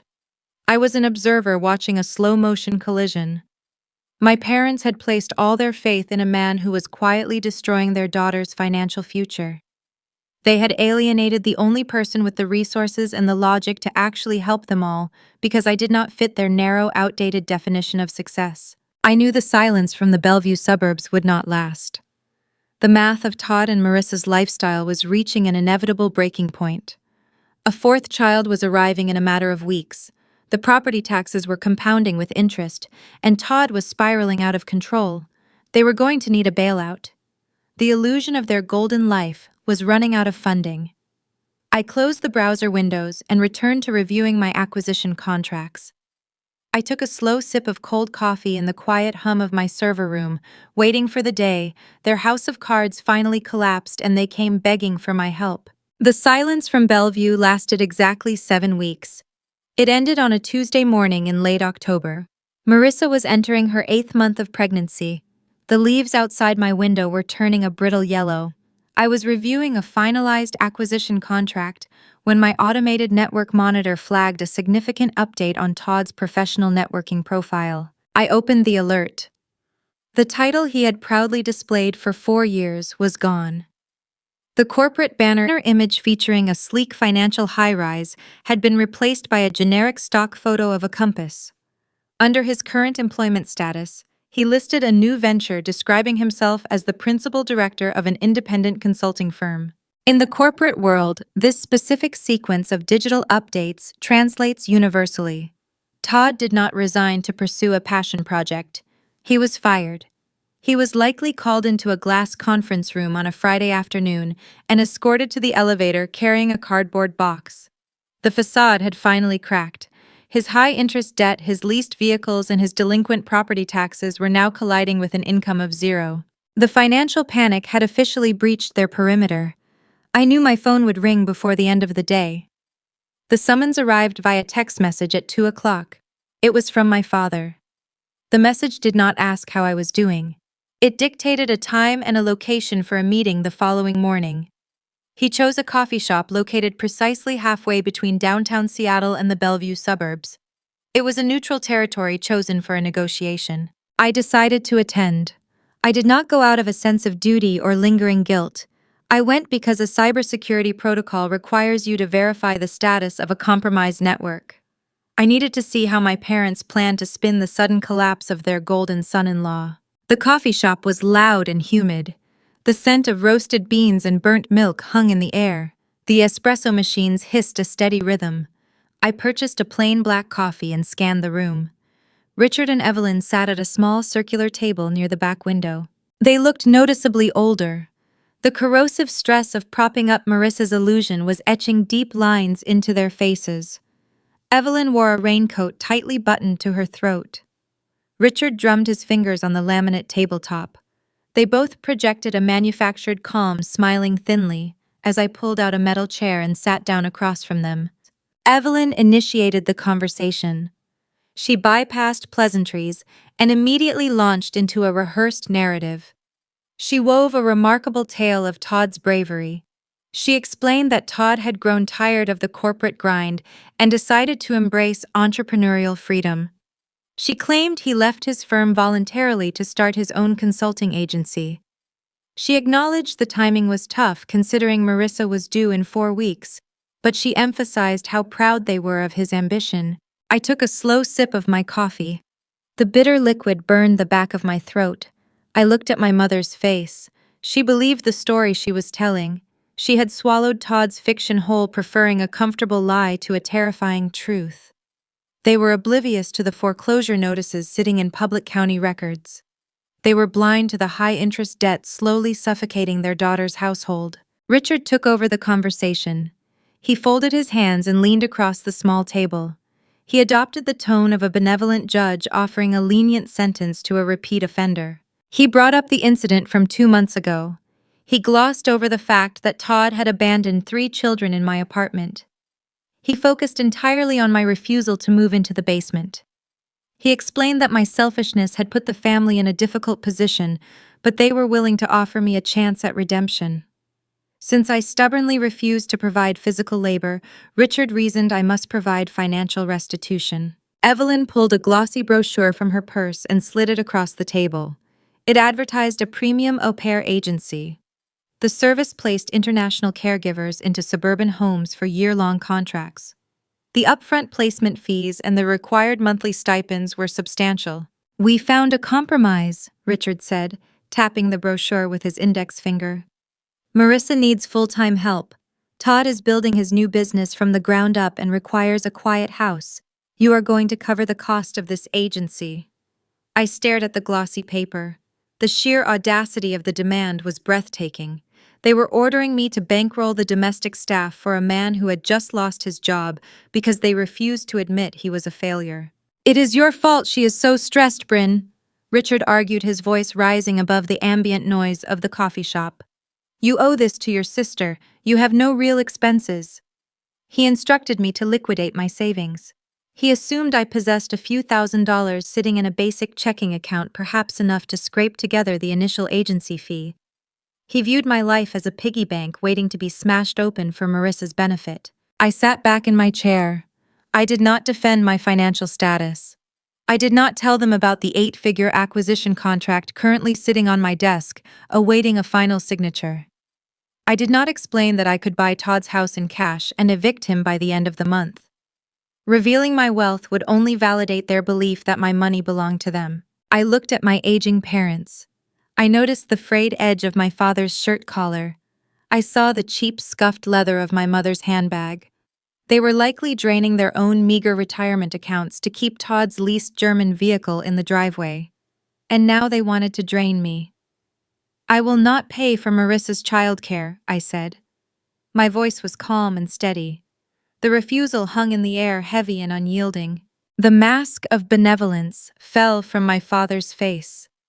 The polite facade crumbled, revealing the bitter, rigid authority underneath. His face flushed a dark, mottled red. He gripped the edge of the table. "You are an ungrateful, spiteful girl," Richard spat. "We tried to include you. We tried to give you a purpose. You sit alone in that apartment, producing nothing of value, hoarding your meager pennies while your own sister suffers." I picked up my ceramic mug and took another sip of coffee. I let him talk. "You are a drain on this family," he continued, his voice trembling with genuine rage. "I will not tolerate this disrespect any longer. Until you learn what family means, you are no daughter of mine. Do not call us. Do not come to Thanksgiving. You are done." He issued the ultimatum, expecting me to shatter. He expected tears, apologies, and a frantic scramble to regain his approval. He believed his affection was the most valuable currency in my life. He was wrong. His disownment was not a punishment. It was the final signature on my emancipation papers. "Understood," I said. I stood up, pushed my chair in, and walked toward the exit. I did not look back. I stepped out onto the damp pavement and walked toward my car. The emotional severance was complete. I was officially free from their expectations and their manufactured crises. But logic dictated that the situation would not remain dormant for long. Desperate people facing financial ruin do not simply accept defeat. Todd was a man backed into a corner, staring down foreclosure and public humiliation. He needed capital, and he needed it immediately. He had watched me walk away, assuming I was a naive, disconnected target. I knew my quiet departure would embolden him to cross a line he could never uncross, setting the stage for a digital crime that would trigger his own spectacular destruction. The silence following a disownment has a specific texture. It is not empty. It is pregnant with the inevitable recoil. My father had drawn a line in the coffee shop, banishing me from their pristine suburban narrative. For 14 days, my phone remained dormant. No passive-aggressive texts arrived from my aunts. No panicked voicemails surfaced from my mother. The isolation was pristine. I used the quiet to finalize the technical handover of my startup. I spent my days in the glow of dual monitors, verifying cryptographic keys and sealing the final security patches on my proprietary code. On a Thursday evening, the steady rhythm of my work broke. I use a custom-built encrypted credit monitoring software. It does not rely on commercial credit bureaus, which are notoriously slow and vulnerable to data breaches. My system patches directly into the back-end querying networks, filtering for any ping associated with my social security number. It is designed to act as a tripwire. At 8:14, the tripwire snapped. A high-priority alert flashed across my secondary screen. The notification window rendered in stark red text against the dark mode background. I did not gasp. My pulse did not elevate. In my line of work, a triggered alarm is not a reason to panic. It is a prompt to begin the forensic hunt. I shifted my attention away from the acquisition contracts and brought the alert window to the center of my primary monitor. The details populated in clean sequential rows. Someone had just submitted an application for a personal line of credit. The requested amount was $150,000. The applicant name was Brynn Sterling. The social security number matched mine perfectly. I leaned forward in my ergonomic chair. The cool blue light of the screen illuminated the dark room. My fingers hovered over the mechanical keyboard. The application contained a crucial flaw. The physical address listed on the digital form was not my current downtown Seattle apartment. It was a unit on a street in Bellingham. I recognized the address immediately. It was a cramped off-campus apartment I had shared with Marissa during my sophomore year of college, long before she dropped out to marry Todd. We had signed a joint lease. My personal mail, including old tax forms and bank statements, had once been delivered to that mailbox. Marissa had kept boxes of our old paperwork stored in her garage for years, claiming she meant to shred them. The pieces of the puzzle began to snap together with cold precision. Todd had lost his prestigious finance job. His Bellevue house was facing delinquent property taxes. His leased luxury vehicles were likely on the verge of repossession. He was a desperate man staring down the barrel of public humiliation. He needed a bridge loan to cover his failing mortgage until he could secure a new position and maintain the illusion of his wealth. He could not apply for a loan under his own name. His credit was undoubtedly ruined by his staggering debt-to-income ratio. He needed a clean profile. He looked at me and saw the perfect target. In Todd's mind, I was an unemployed, financially illiterate girl playing on the internet. He assumed I possessed no assets to monitor and no sophisticated understanding of personal finance. He likely believed I would never check my credit report until I tried to rent a new apartment years down the road. He thought he could borrow against my identity, float his lifestyle for a few months, and perhaps pay it back before I ever noticed the fraudulent accounts. It was a breathtaking display of arrogant entitlement. I was trying to steal my identity to save his house. I placed my hands on the keys. The rhythmic, percussive click of the mechanical switches echoed in the quiet room. I did not call the bank to freeze the application right away. Blocking the transaction would only startle the intruder, causing them to retreat into the shadows and try again using a different vector. I needed to trap him in the data. I needed to secure the digital footprint before he could erase it. I opened a command line terminal and initiated a trace on the application packet. The financial institution processing the loan used a standard web portal for user submissions. I ran a script to pull the metadata attached to the submission request. In the digital realm, every action leaves a residue. When a device connects to a server, it broadcasts an internet protocol address, an invisible fingerprint that marks its exact location on the network. The script executed in seconds. The terminal window fed the information back to me in neat, structured strings. The application had not been submitted through an anonymizing proxy server or a virtual private network. The thief had not bothered to mask their location. They had acted with the sloppy confidence of a person who believed they were untouchable. I highlighted the origin IP address. I cross-referenced the numerical string with regional internet service provider logs. The query routed directly to a residential broadband account managed by a major telecommunications company in the Pacific Northwest. I narrowed the parameters, running a geolocation trace on the specific node. The map on my screen zoomed in, shifting from a wide view of Washington state to the grid of King County. It bypassed the city limits of Seattle, traveling east across the water, and settled squarely on a wealthy suburban neighborhood in Bellevue. The digital pin dropped onto a specific residential street. It marked the exact coordinates of a sprawling 5-bedroom house with a manicured lawn. The application for a fraudulent $150,000 line of credit had been submitted from Todd's home wireless network. I stared at the blinking cursor. The sheer stupidity of his execution was almost disappointing. A finance professional should understand the basic mechanics of fraud detection, but Todd's desperation had eclipsed his logic. He had sat in his home office, likely sipping a glass of expensive bourbon, and typed my social security number into a web browser using his own registered internet connection. He had committed a federal crime from his own living room. The boulders of this conflict were staggering: identity theft, wire fraud, bank fraud. Each charge carried the potential for severe financial penalties and significant time in a federal penitentiary. Todd had crossed a line that separated petty family manipulation from verifiable prosecutable felonies. He had weaponized my identity to subsidize his failure. The pebbles were the tactile realities of the trap I was building. I noted the timestamp of the application submission. I logged the specific browser version and operating system associated with his device. I captured the network routing data, saving every packet of information into a secure encrypted file on my localized server. I took screenshots of the geolocation map and the corresponding IP registry details. I built a digital cage around him bar by invisible bar. My family had spent years trying to convince me that I was the problem. They demanded my labor, insulted my profession, and disowned me when I refused to submit to their control. They treated me like a broken utility. Now their golden son-in-law had handed me the power to destroy their entire carefully curated reality. I did not feel a rush of vindictive joy. I felt a cold, sharp clarity.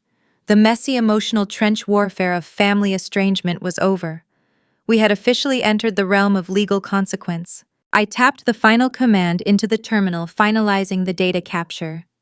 The cooling fans in my server rack spun faster, processing the encrypted backup files. I watched the progress bar inch toward 100%. Todd thought he was stealing from a defenseless scapegoat. He did not realize he had just attempted to pick the lock on a vault designed by a security architect. The trap was set, and the evidence was irrefutable. Now I needed to arrange the pieces for the final confrontation, ensuring that when the hammer fell, it would strike with devastating, inescapable precision. When a security architect detects a breach, the initial impulse is to sever the connection immediately. You want to shut down the server, change the credentials, and expel the intruder before they can extract a single byte of data.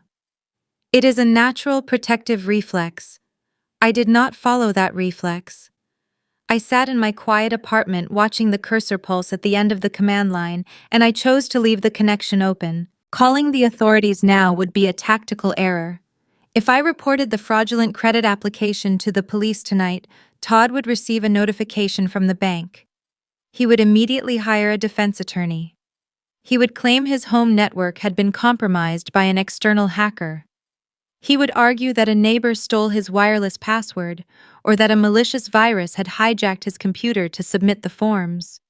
He would weaponize his pristine suburban reputation, leveraging his tailored suits and his weeping pregnant wife to paint himself as the victim of a sophisticated cybercrime. To secure a conviction that leaves no room for reasonable doubt, you do not interrupt the adversary at the perimeter. You allow them to penetrate deeper into the system. You let them establish a foothold. You let them overcommit, compiling a trail of intent so undeniable that no defense attorney can untangle it. You hand them the rope and you wait for them to tie the knot. I began compiling my dossier the next morning. The rain had cleared, leaving the Seattle sky a pale, bruised purple. I brewed a fresh pot of coffee and approached the investigation with the same methodical detachment I apply to a corporate audit.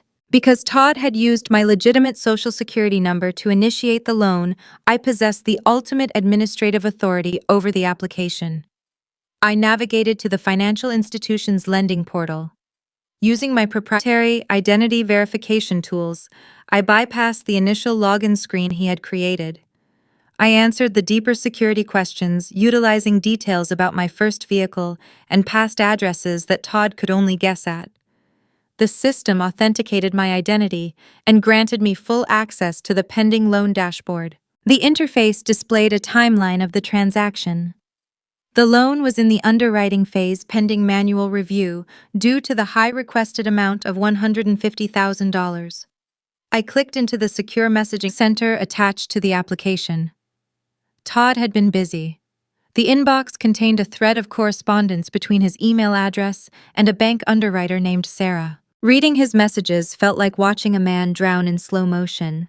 His initial inquiry was confident, adopting the polished, authoritative tone he used at family dinners. He requested an expedited review process, citing a lucrative, time-sensitive investment opportunity. When the underwriter requested additional income verification, his tone fractured. The subsequent messages sent late at night were riddled with grammatical errors and frantic urgency. He pleaded for a provisional approval. He stated that the funds were required to resolve a sudden severe family emergency. He even attempted to forge a sense of familiar rapport, begging Sarah to push the paperwork through before the weekend. I was typing these desperate pleas while sitting in the Bellevue house, surrounded by the expensive furniture he could no longer afford, using the name of the sister-in-law his family had cast out. I exported the entire communication log, saving the raw text files and the associated metadata headers. I needed to establish his exact motive to fortify the narrative. I logged into the King County Public Records database. I bypassed the standard property tax portal and accessed the deeper legal filings associated with his residential parcel. The document I found was a formal notice of default. It had been filed by his mortgage lender 3 weeks prior. The bank had initiated pre-foreclosure proceedings. The legal text outlined a specific unyielding timeline. If Todd did not cure the arrears by the first week of December, the sprawling 5-bedroom house would be scheduled for a public auction. The puzzle pieces locked together with devastating clarity. The missing income from his lost job, the compounding property taxes, the looming foreclosure auction. The $150,000 loan application was not for a new business venture. It was a desperate illegal bridge loan to halt the eviction process and save his fragile ego from public ruin. I downloaded the notice of default, added it to the folder containing the IP logs, the geolocation maps, and the secure messaging transcripts, and initiated a hardware encryption sequence. During this process, a strange psychological shift occurred. For 26 years, I had viewed my family through a lens of persistent low-grade heartache. I had analyzed their slights, their insults, and their endless demands, always wondering if a different version of myself could earn their respect. Looking at the compiled evidence on my screen, that heartache vanished. It was replaced by a sterile clinical distance. I no longer saw them as a mother, a father, a sister, and a brother-in-law. I saw them as a compromised network. When a system is infected with destructive malware, you do not harbor emotional resentment toward the virus. You do not ask the virus why it chose to corrupt your files. You simply recognize the threat, isolate the affected nodes, and initiate quarantine protocols to protect the healthy architecture. My family was a security risk. Their entitlement had mutated into active criminality.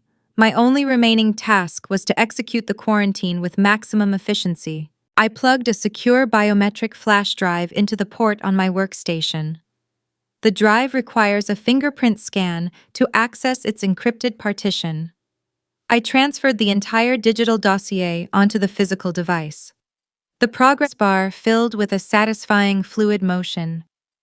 Once the transfer was complete, I unmounted the drive, pulled it from the port, and held the small metal rectangle in my palm. It weighed less than an ounce, but it contained enough volatile truth to level the entire Bellevue facade. I slipped the drive into the zippered pocket of my messenger bag. The calendar turned to November. The weather grew colder, the days shorter. The damp chill of the Pacific Northwest settled over the city, driving people indoors. I finalized the remaining deliverables for my startup acquisition, watching the final term sheets route through the legal departments. My professional victory was silent and secure. Then the invitation arrived. It did not come in the form of a warm phone call or a festive card. It arrived as a terse, formal email from my father. The subject line read simply, "Holiday attendance." The body of the message was a masterpiece of manufactured authority. Richard informed me that the family would be hosting Thanksgiving dinner at 3 o'clock. He stated that my recent behavior had caused significant distress, but they were willing to offer me one final opportunity to sit at their table and apologize for my selfishness. He framed the invitation not as a welcome, but as a mandatory summons to a tribunal. They wanted an audience. They had spent the last 2 months spinning a narrative where I was the villain who had abandoned my pregnant sister in her hour of need. They were setting the stage for a grand theatrical shaming. They expected me to walk through their front door, broken by the isolation, ready to beg for readmittance into their golden circle. They intended to use the holiday to extract my submission. I read the email twice. I felt the smooth metal of the flash drive resting in my pocket. The timing was perfect. The loan underwriter would likely issue a final denial or a fraud flag by the end of the holiday weekend. Todd was running out of hours. The pressure inside his chest must have been suffocating. I moved my hands to the keyboard. I did not write a lengthy defense. I did not ask for clarification. I typed a single decisive response. I will be there. I hit send. The trap was set, the evidence was secured, and the guests were taking their seats. I closed my laptop, walked to the window, and watched the rain fall on the Seattle streets, waiting for the final Thursday of the month. The Tuesday before Thanksgiving arrived, wrapped in a dense coastal fog. I woke before sunrise. The Seattle skyline remained hidden behind a wall of gray mist, and a slow, steady rain tapped against the reinforced glass of my living room window. My apartment felt perfectly still. I brewed a pot of black coffee, poured a ceramic mug, and sat at my workstation. Today was the culmination of 2 years of relentless, invisible labor. At exactly 9 o'clock in the morning, my primary monitor flickered to life with an incoming encrypted video conference. I accepted the connection. The screen split into 4 high-definition tiles. The individuals looking back at me were senior executives and lead acquisition attorneys, representing a major technology conglomerate in Silicon Valley. They sat in bright sunlit boardrooms in California, wearing tailored suits and crisp white shirts. I sat in a faded gray hoodie in a dim apartment. They did not judge my attire, they judged my code. My family viewed my remote work as a trivial hobby that disqualified me from adult respect. These executives viewed my proprietary encryption architecture as a vital asset worth a staggering sum of capital. The juxtaposition was striking. My father had recently disowned me in a suburban coffee shop for refusing to subsidize his son-in-law. The men and women on my screen were currently finalizing the purchase of my intellect. The lead attorney, a sharp woman named Elena, initiated the final review of the term sheets. Her voice relayed the closing clauses through my studio monitors with crisp precision. We had spent weeks negotiating the transition protocols and intellectual property transfers. There were no hidden surprises left to uncover. The terms were locked. Elena initiated the digital signature sequence. A secure link materialized in my inbox. I clicked the URL. The document loaded, displaying 72 pages of dense, binding legal text. I scrolled to the bottom of the final page. There was no physical pen. There was no mahogany desk, no flash of camera bulbs, and no ceremonial handshake. I placed my finger on the biometric scanner of my keyboard to authenticate my identity. I clicked the highlighted yellow box. The digital signature generated, stamping my legal name and a cryptographic hash code onto the document. "We have received the executed agreement, Brynn," Elena stated, offering a professional, measured smile through the webcam. "The transition is official. The capital transfer has been initiated by our Treasury Department. It is a pleasure doing business with you." I thanked them, maintaining a neutral tone, and ended the call. The video tiles vanished, returning my screen to a blank desktop wallpaper. The silence of the apartment washed over me again. In a traditional family, a milestone of this magnitude triggers a celebration. There would be a cake with thick icing, a printed banner hung across a living room, and a circle of relatives clapping and raising glasses of cheap champagne. I had none of those things. I had the hum of my cooling fans and the rhythmic tapping of the rain against the glass. 10 minutes later, a notification chimed from my encrypted financial software. I opened the application. The banking interface loaded a new ledger entry. The wire transfer had cleared the institutional clearinghouse and posted directly to my corporate holding account. I stared at the numbers on the screen. It was an 8-figure sum. The commas separated the zeros into a visual structure that redefined my entire reality. I was 26 years old. I had built a company from a single line of code subsisting on cold noodles and black coffee, and I had sold it on my own terms. I possessed generational wealth. I did not inherit a trust fund, and I did not marry into a suburban illusion. I forged an empire using my own mind, my own discipline, and my own endurance. I pushed my chair back from the desk. I did not scream or jump in the air. The relief was far too heavy for a display of manic energy. I grabbed my rain jacket, picked up my keys, and walked out the front door. I rode the elevator down to the lobby and stepped out onto the wet Seattle pavement. I walked toward the waterfront. The mist clung to the waterproof shell of my jacket. The cold dampness of the air felt grounding. Ferry horns sounded a low, mournful tone in the distance, cutting through the fog rolling off Elliott Bay. The scent of salt water mixed with the exhaust of city buses and the sharp tang of wet pine needles from the street medians. I walked for an hour, blending into the crowd of tech workers and tourists holding umbrellas. Nobody looked at me twice. I was just another anonymous person in a dark raincoat. As I watched the dark water churn against the concrete seawall, a profound realization settled into my bones. For years, I had secretly harbored a small, stubborn hope that my family would eventually see my worth. I had waited for Evelyn to ask about my projects. I had hoped Richard would acknowledge my discipline. I had wanted their applause. Standing in the freezing drizzle, looking at the gray horizon, that lingering hope finally dissolved. I realized I never needed their applause. Their validation was a worthless currency. They valued compliance, submission, and the maintenance of a fragile, debt-fueled hierarchy. I valued independence, logic, and undeniable competence. I thought about Todd sitting in his overpriced Bellevue house sweating over a fraudulent $150,000 loan application just to keep his mortgage afloat for a few more months.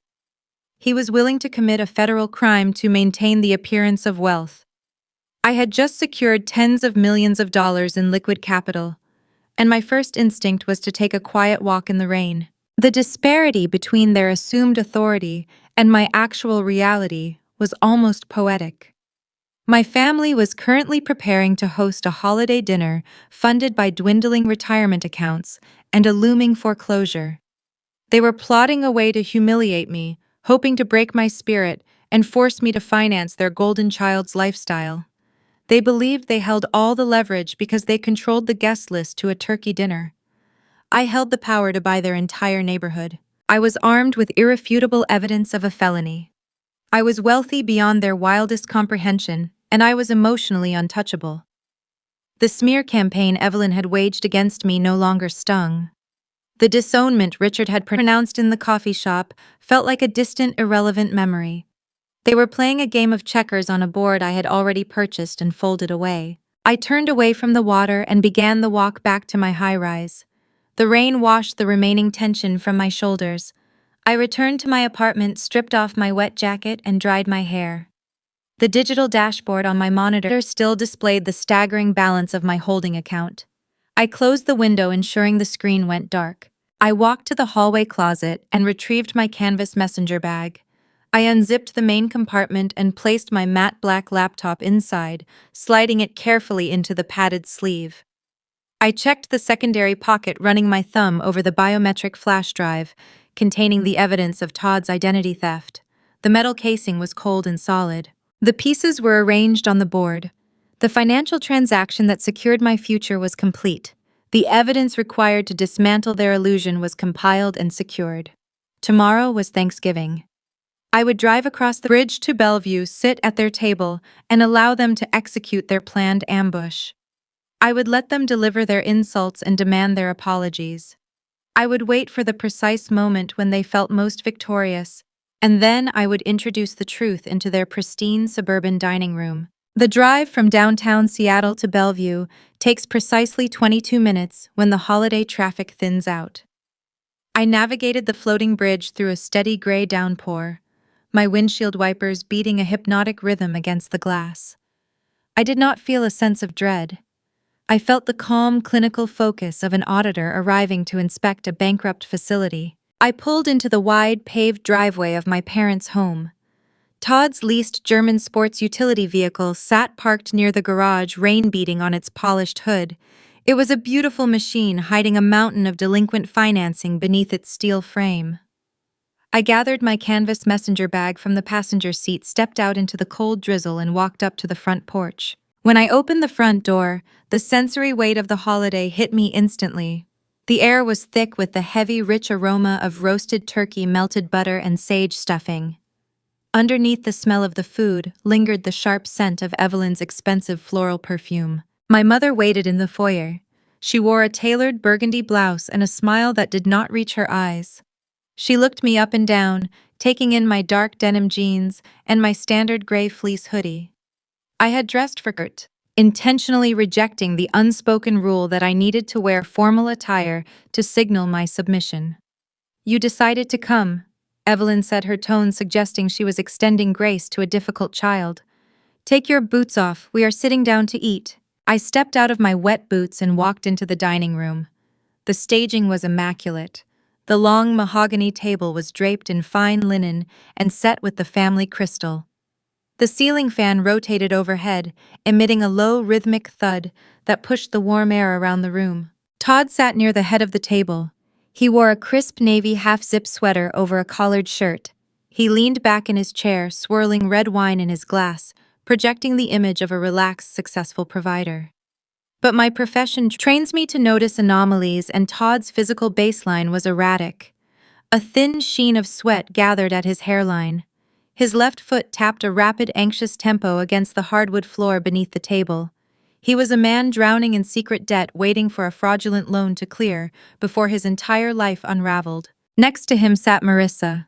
She rested her chin in her palm, letting out a long, theatrical sigh.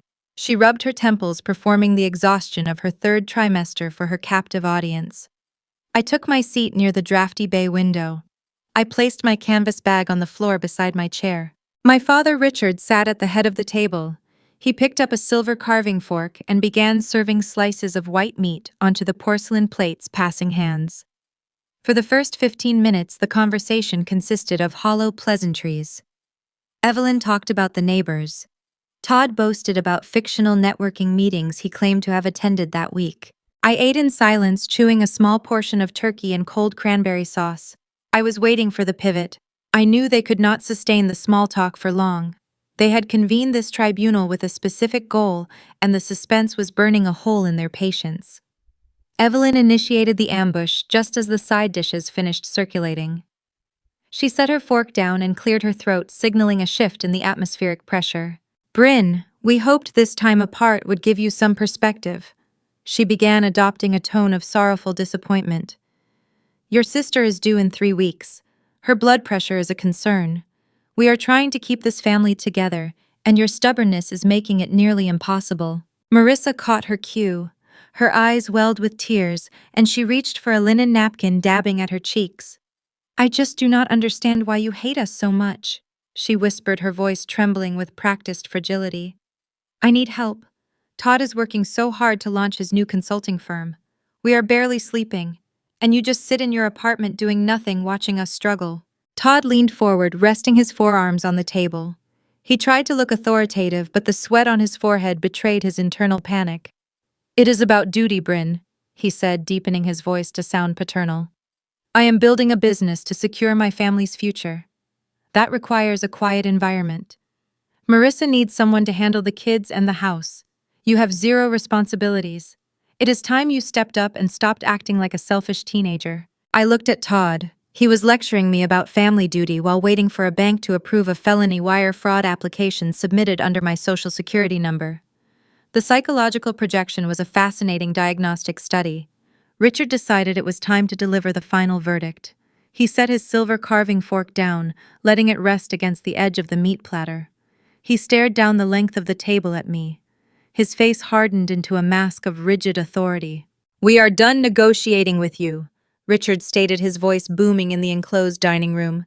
"You will pack your apartment this weekend. You will move into Marissa's basement on Monday. You will assist your sister until the new baby is settled, and you will do it without complaint." I did not grip the edges of the table. I did not raise my voice. I maintained a steady, unbothered rhythm in my breathing. I looked at the porcelain gravy boat sweating near the center of the table. "I am not moving anywhere," I replied calmly. Richard's face flushed a deep mottled red.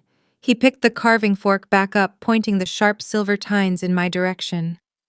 "You don't have a real job anyway, Brynn." He said, his words sharp and deliberate, designed to cut deep into my sense of worth. "It's time you contributed. You are a drain on this family." The insult hung in this warm, sage-scented air. Evelyn nodded slowly, taking a delicate sip of her ice water. Marissa sniffled into her napkin. Todd offered a tight, smug smile, thrilled to watch the patriarch put the scapegoat in her place. They waited for the emotional fracture. They expected me to defend my career, to shout about my long hours, or to storm away from the table in tears. They wanted a chaotic, messy reaction that would prove their theory of my immaturity. I let the silence stretch. I let their arrogance peak. Then I reached down toward the floor. My fingers found the familiar, durable strap of my canvas messenger bag. I reached inside the padded compartment and gripped the cold aluminum chassis of my workstation. I pulled the laptop out and placed it on the fine linen tablecloth, setting it down directly between the green bean casserole and my untouched water goblet. Todd chuckled, a nervous, breathy sound from the back of his throat. His eyes darted to the dark device. "What is that, Brynn?" he mocked, trying to keep his authoritative tone intact. "Going to code us a nanny." I did not answer him. I pressed my thumb against the biometric scanner embedded near the hinge. The mechanical click of the lid opening sounded sharp and metallic in the quiet dining room. The high-resolution screen woke instantly from its sleep state. The display cast a sharp pale blue light across my face, illuminating the dark fabric of my hoodie. I did not look at the monitor. I already knew the architecture of the data waiting there. On the left side of the split screen was the final confirmation of an 8-figure wire transfer and the bold headline of a corporate acquisition.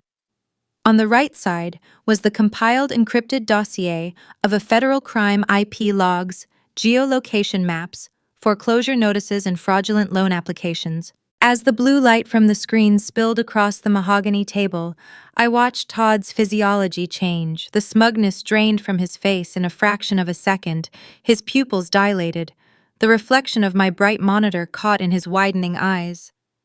A primal, instinctual fear washed over him. He did not know exactly what was on the hard drive, but he was a man living on stolen time, and the sudden appearance of technology in a moment of confrontation triggered his deepest terrors. I kept my hands steady on the aluminum base. I rotated the laptop slowly, sliding the machine across the smooth linen, nudging the sweating gravy boat an inch to the left. I turned the device until the brilliant, glowing screen faced my father and Todd straight on. The monitor illuminated the center of the mahogany table, cutting through the warm, sage-scented air. I had configured the display to feature a split screen divided down the middle by a sharp vertical line. The layout presented two stark, undeniable realities. On the left hemisphere sat the front page of a leading technology news publication. The crisp, black font contrasted sharply against the bright white background. The headline read in bold typography, "Washington cyber prodigy, Brynn Sterling sells startup for $45 million. Beneath the main text, a sub-headline detailed the proprietary encryption architecture and the swift acquisition by a Silicon Valley conglomerate. Overlaid on the bottom corner of the browser was a digitized banking receipt displaying the confirmed 8-figure wire transfer routed to my holding account. On the right hemisphere rested the meticulously compiled dossier of a federal crime. The interface featured a dark mode terminal window sitting above high-resolution PDF documents. The central document was the King County Notice of Default, highlighting the imminent foreclosure auction of the very house we were currently sitting inside. Beside it sat the fraudulent application for a $150,000 personal line of credit. Red digital markers linked the submission timestamp directly to the IP logs traced to Todd's specific residential router. I kept my hands folded in my lap.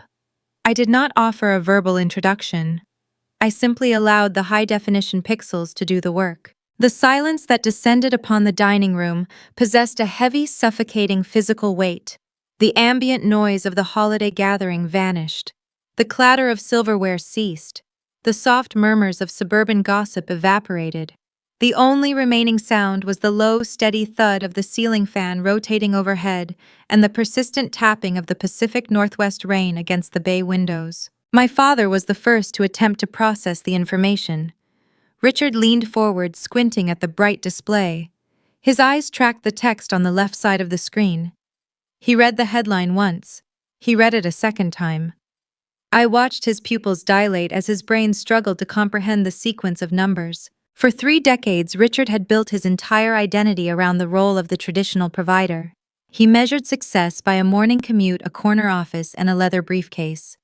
He had spent years dismissing my remote career, categorizing my grueling hours as a trivial hobby. He had just finished calling me an unemployed failure and a drain on the family resources. Now he found himself staring at undeniable proof that his outcast daughter had just generated more wealth in a single morning than he had earned in his entire lifetime. The rigid architecture of his worldview shattered in real time. The color drained from his face, leaving his cheeks a pale ashen gray. His mouth fell open slightly. He looked from the screen to me, then back to the screen, unable to articulate a single coherent thought. The silver carving fork rested abandoned on the fine china plate, a discarded symbol of his fractured authority. Todd did not look at the technology article. His eyes locked instantly onto the right side of the monitor. I saw the unmistakable crest of the county tax assessor on the foreclosure notice. He saw his own frantic, desperate emails begging the bank underwriter to approve the fraudulent bridge loan. He saw the precise geolocation map pinpointing his home network address. Todd experienced a rapid, catastrophic physiological response. The smug, arrogant posture he had maintained all afternoon collapsed. His shoulders slumped forward.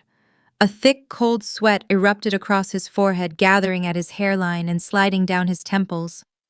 The tailored navy sweater suddenly looked restrictive, as if he were struggling to draw oxygen into his lungs. He gripped the edges of the mahogany table, his knuckles turning stark white. He realized in that exact moment that he was not dealing with a naive, ignorant scapegoat. He recognized that I possessed the technical capability to track his every digital movement. He saw the cold, irrefutable evidence of identity theft, bank fraud, and wire fraud arranged in a flawless chain of custody. He understood that a federal prison sentence was no longer a theoretical risk, but a highly probable outcome sitting right in front of him. Evelyn sat frozen in her chair. The matriarch who orchestrated every family narrative found herself entirely stripped of her script. Her eyes darted frantically across the screen, trying to find a comfortable angle, an excuse, or a way to spin the data to protect her golden illusion. But mathematics and legal filings offer no room for manipulation. She looked at the staggering financial sum on the left and the criminal evidence on the right. Her jaw worked soundlessly. She opened and shut her mouth, producing only a faint, shallow intake of air. Marissa leaned over Todd's shoulder, peering at the glowing display. She bypassed the code and the IP addresses. Her gaze landed directly on the highlighted word foreclosure. The illusion of her pristine suburban life dissolved instantly. The private preschool tuition, the leased luxury vehicles, the organic groceries, and the impending arrival of her fourth child were all funded by an empty bank account. She looked at Todd, her eyes wide with mounting horror. She saw the sweat on his face and the trembling in his hands. The realization that her husband was a desperate fraud hit her with brutal force. A low, whimpering sound escaped her throat, a stark contrast to the performative crying she had weaponized just minutes earlier. I sat in my chair, insulated by a profound clinical detachment. I did not feel a rush of vindictive triumph. I felt the quiet, steady peace of a secured perimeter. I had allowed them to build their own trap, and they had walked into it with breathtaking arrogance. I leaned forward, breaking the heavy silence.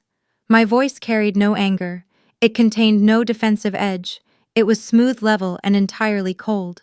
My fake job just made me $45 million. I said, letting the syllables land with precise, measured weight. I shifted my gaze from Richard to Todd. The finance professional flinched under my stare. And Todd's real job is going to put him in federal prison for identity theft. I continued holding eye contact until he looked away in shame. Unless he drops the application by tomorrow morning. I did not wait for a response. I did not invite a negotiation or offer a path to redemption. The transaction was complete. I reached out and grasped the edge of the matte black lid. I pushed it down. The mechanical snap of the chassis closing echoed like a gunshot in the quiet room. The brilliant pale blue light vanished, plunging the center of the table back into the dim gray afternoon shadows. I picked up the laptop and slid it smoothly into the padded sleeve of my canvas messenger bag. I slung the strap over my shoulder and stood up from the table. No one moved. No one spoke. Richard remained paralyzed, staring at the empty space where the screen had been. Evelyn clutched her linen napkin, her knuckles white. Marissa wept silent, genuine tears of terror. Todd stared at his own hands, a broken man trapped in the wreckage of his own hubris.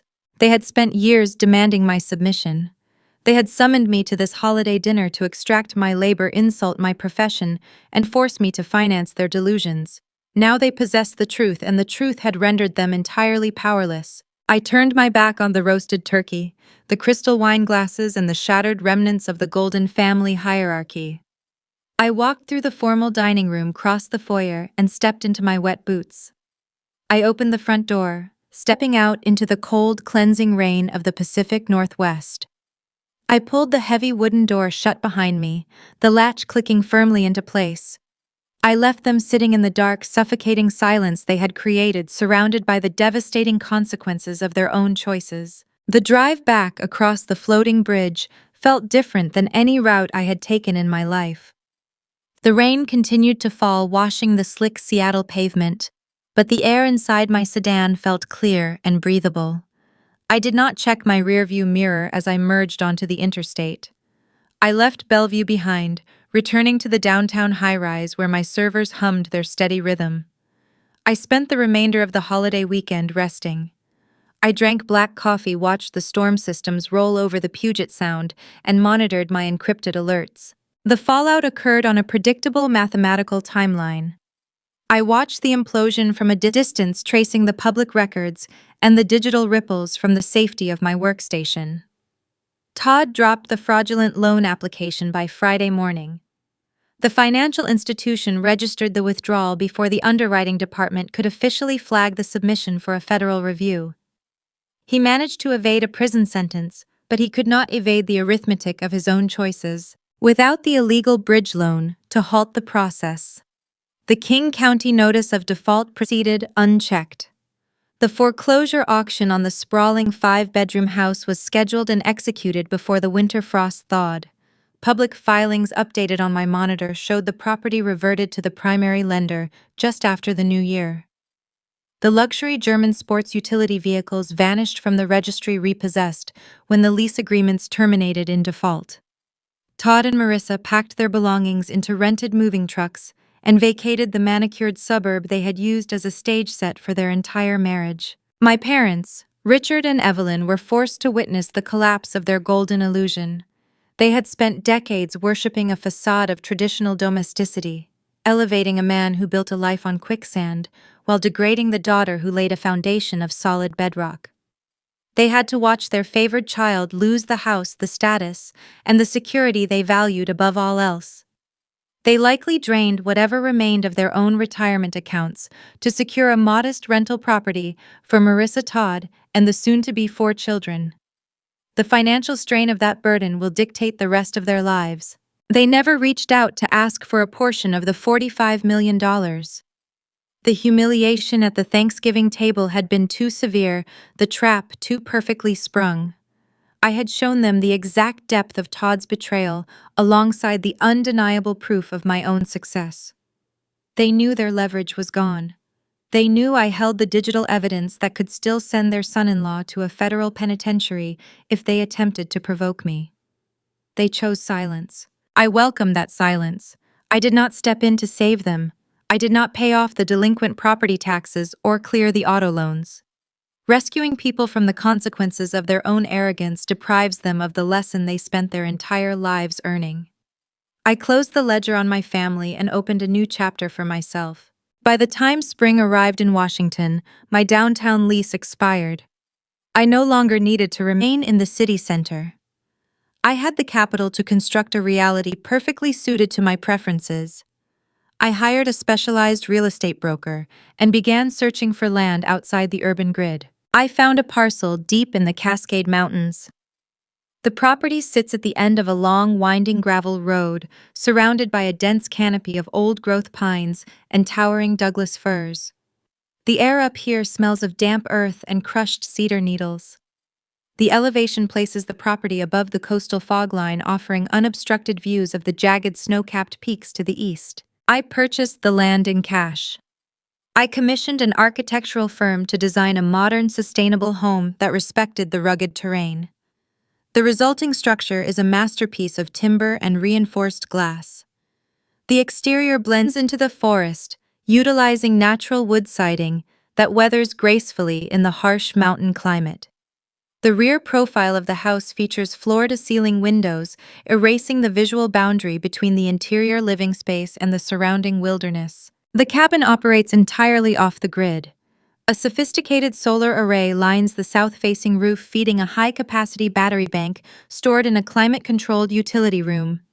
A deep well provides cold, mineral-rich water drawn directly from the mountain aquifer. I do not rely on municipal services. This independence extends to my digital connectivity. I installed a high-speed satellite internet terminal on the highest ridge of the property. The dish locks onto low Earth orbit constellations, providing a dedicated encrypted uplink that rivals the fiber optic ping rates I utilized in downtown Seattle. My new office overlooks a steep valley carved by a glacial river. I sit at a custom-built walnut desk.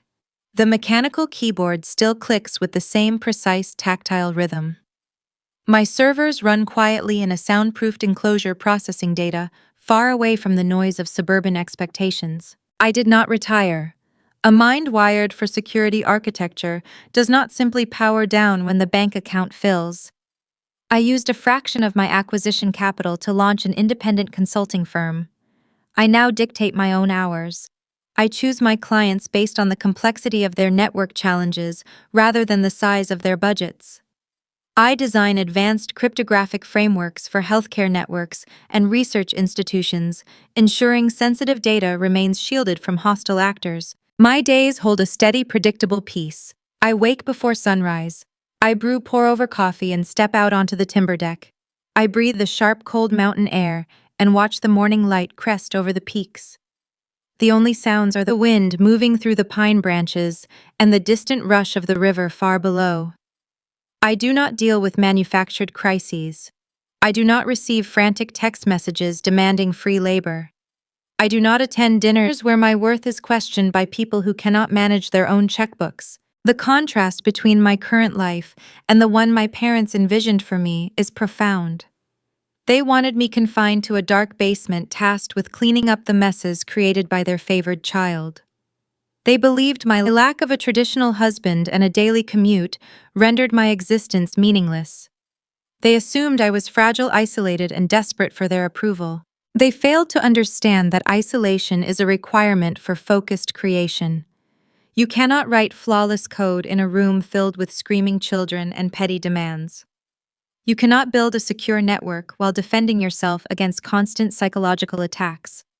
The solitude they mistook for loneliness was actually the forge where I shaped my future. I built my wealth in the shadows. I labored through 18-hour days fueled by cheap takeout and caffeine-protecting digital infrastructure while my family mocked my lifestyle. I did not demand recognition. I let the work speak for itself. When the time came to reveal the results, the evidence was undeniable. Financial independence offers many benefits, but the greatest luxury it provides is the power of a closed door. Wealth is not just about the ability to purchase a glass cabin or a satellite uplink. It is the ability to walk away from toxic environments without looking back. It is the authority to revoke access to your life. When you hold your own resources, no one can use your basic needs as leverage. You can look at people who only value you when you are on your knees, and you can deny them the satisfaction of your submission. My family learned this lesson in the harsh light of a Thanksgiving afternoon. They attempted to exploit the invisible worker only to discover she was the architect of an empire they could never breach. They are left with the remnants of their shattered illusion. I am left with the quiet dignity of a life earned through discipline and unyielding logic. If you have ever built an empire in the dark while they called you a failure, keep building. Do not seek their validation. Do not waste your energy arguing with people committed to misunderstanding your potential.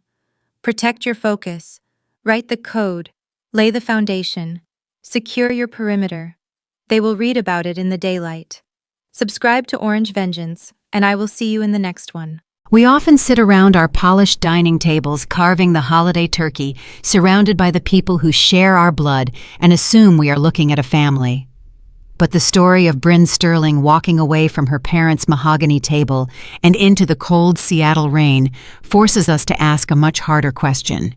Are we building a sanctuary, or are we simply maintaining an elaborate stage set?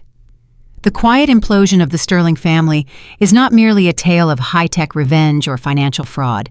It is a profound reflection on the blind spots of modern American parenting, the dangerous illusions of consumerism, and the devastating cost of confusing control with love. In contemporary society, it is incredibly easy to become captivated by the illusion of success. We are conditioned to measure human worth by the square footage of a Bellevue home, the European badge on a leased SUV, and the impressive job titles printed on heavy cardstock. Parents carrying the traditional expectations of previous generations often fall into this exact trap.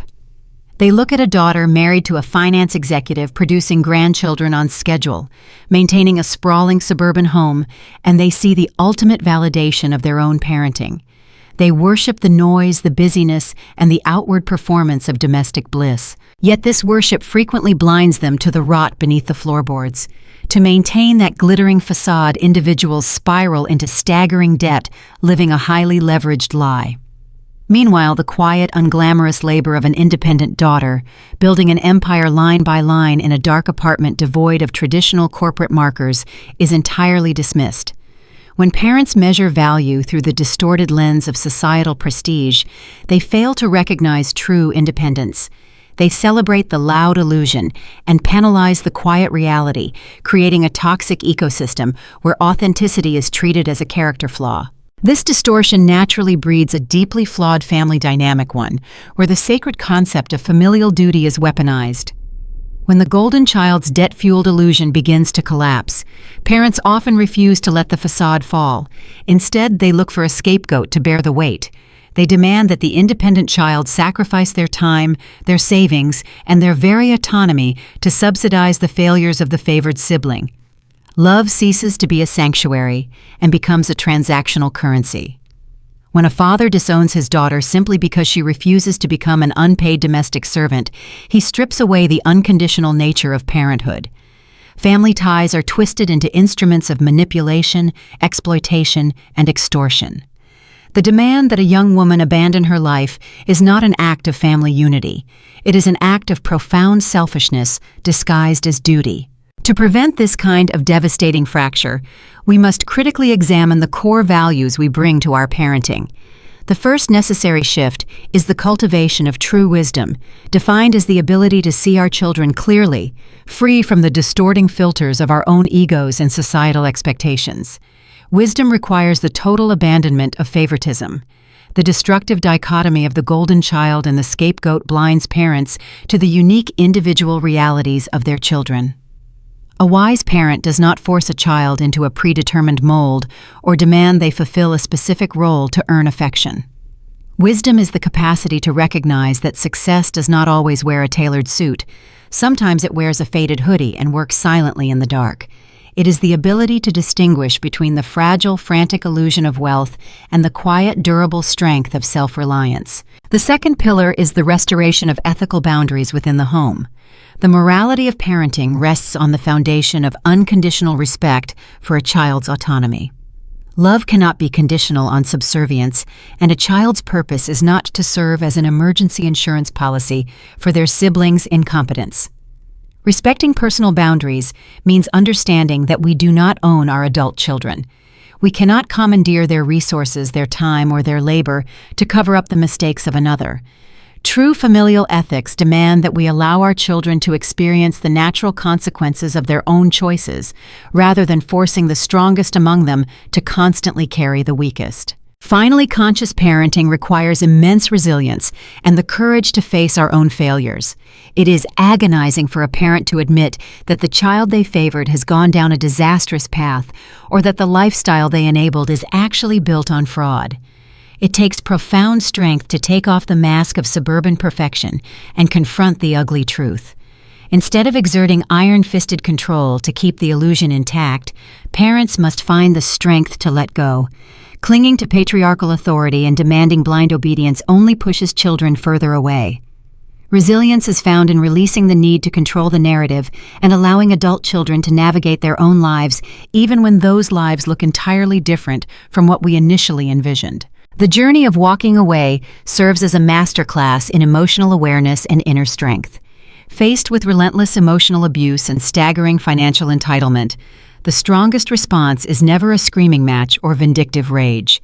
Engaging in toxic arguments with people committed to their own ignorance is a futile endeavor. The ultimate weapon is silence.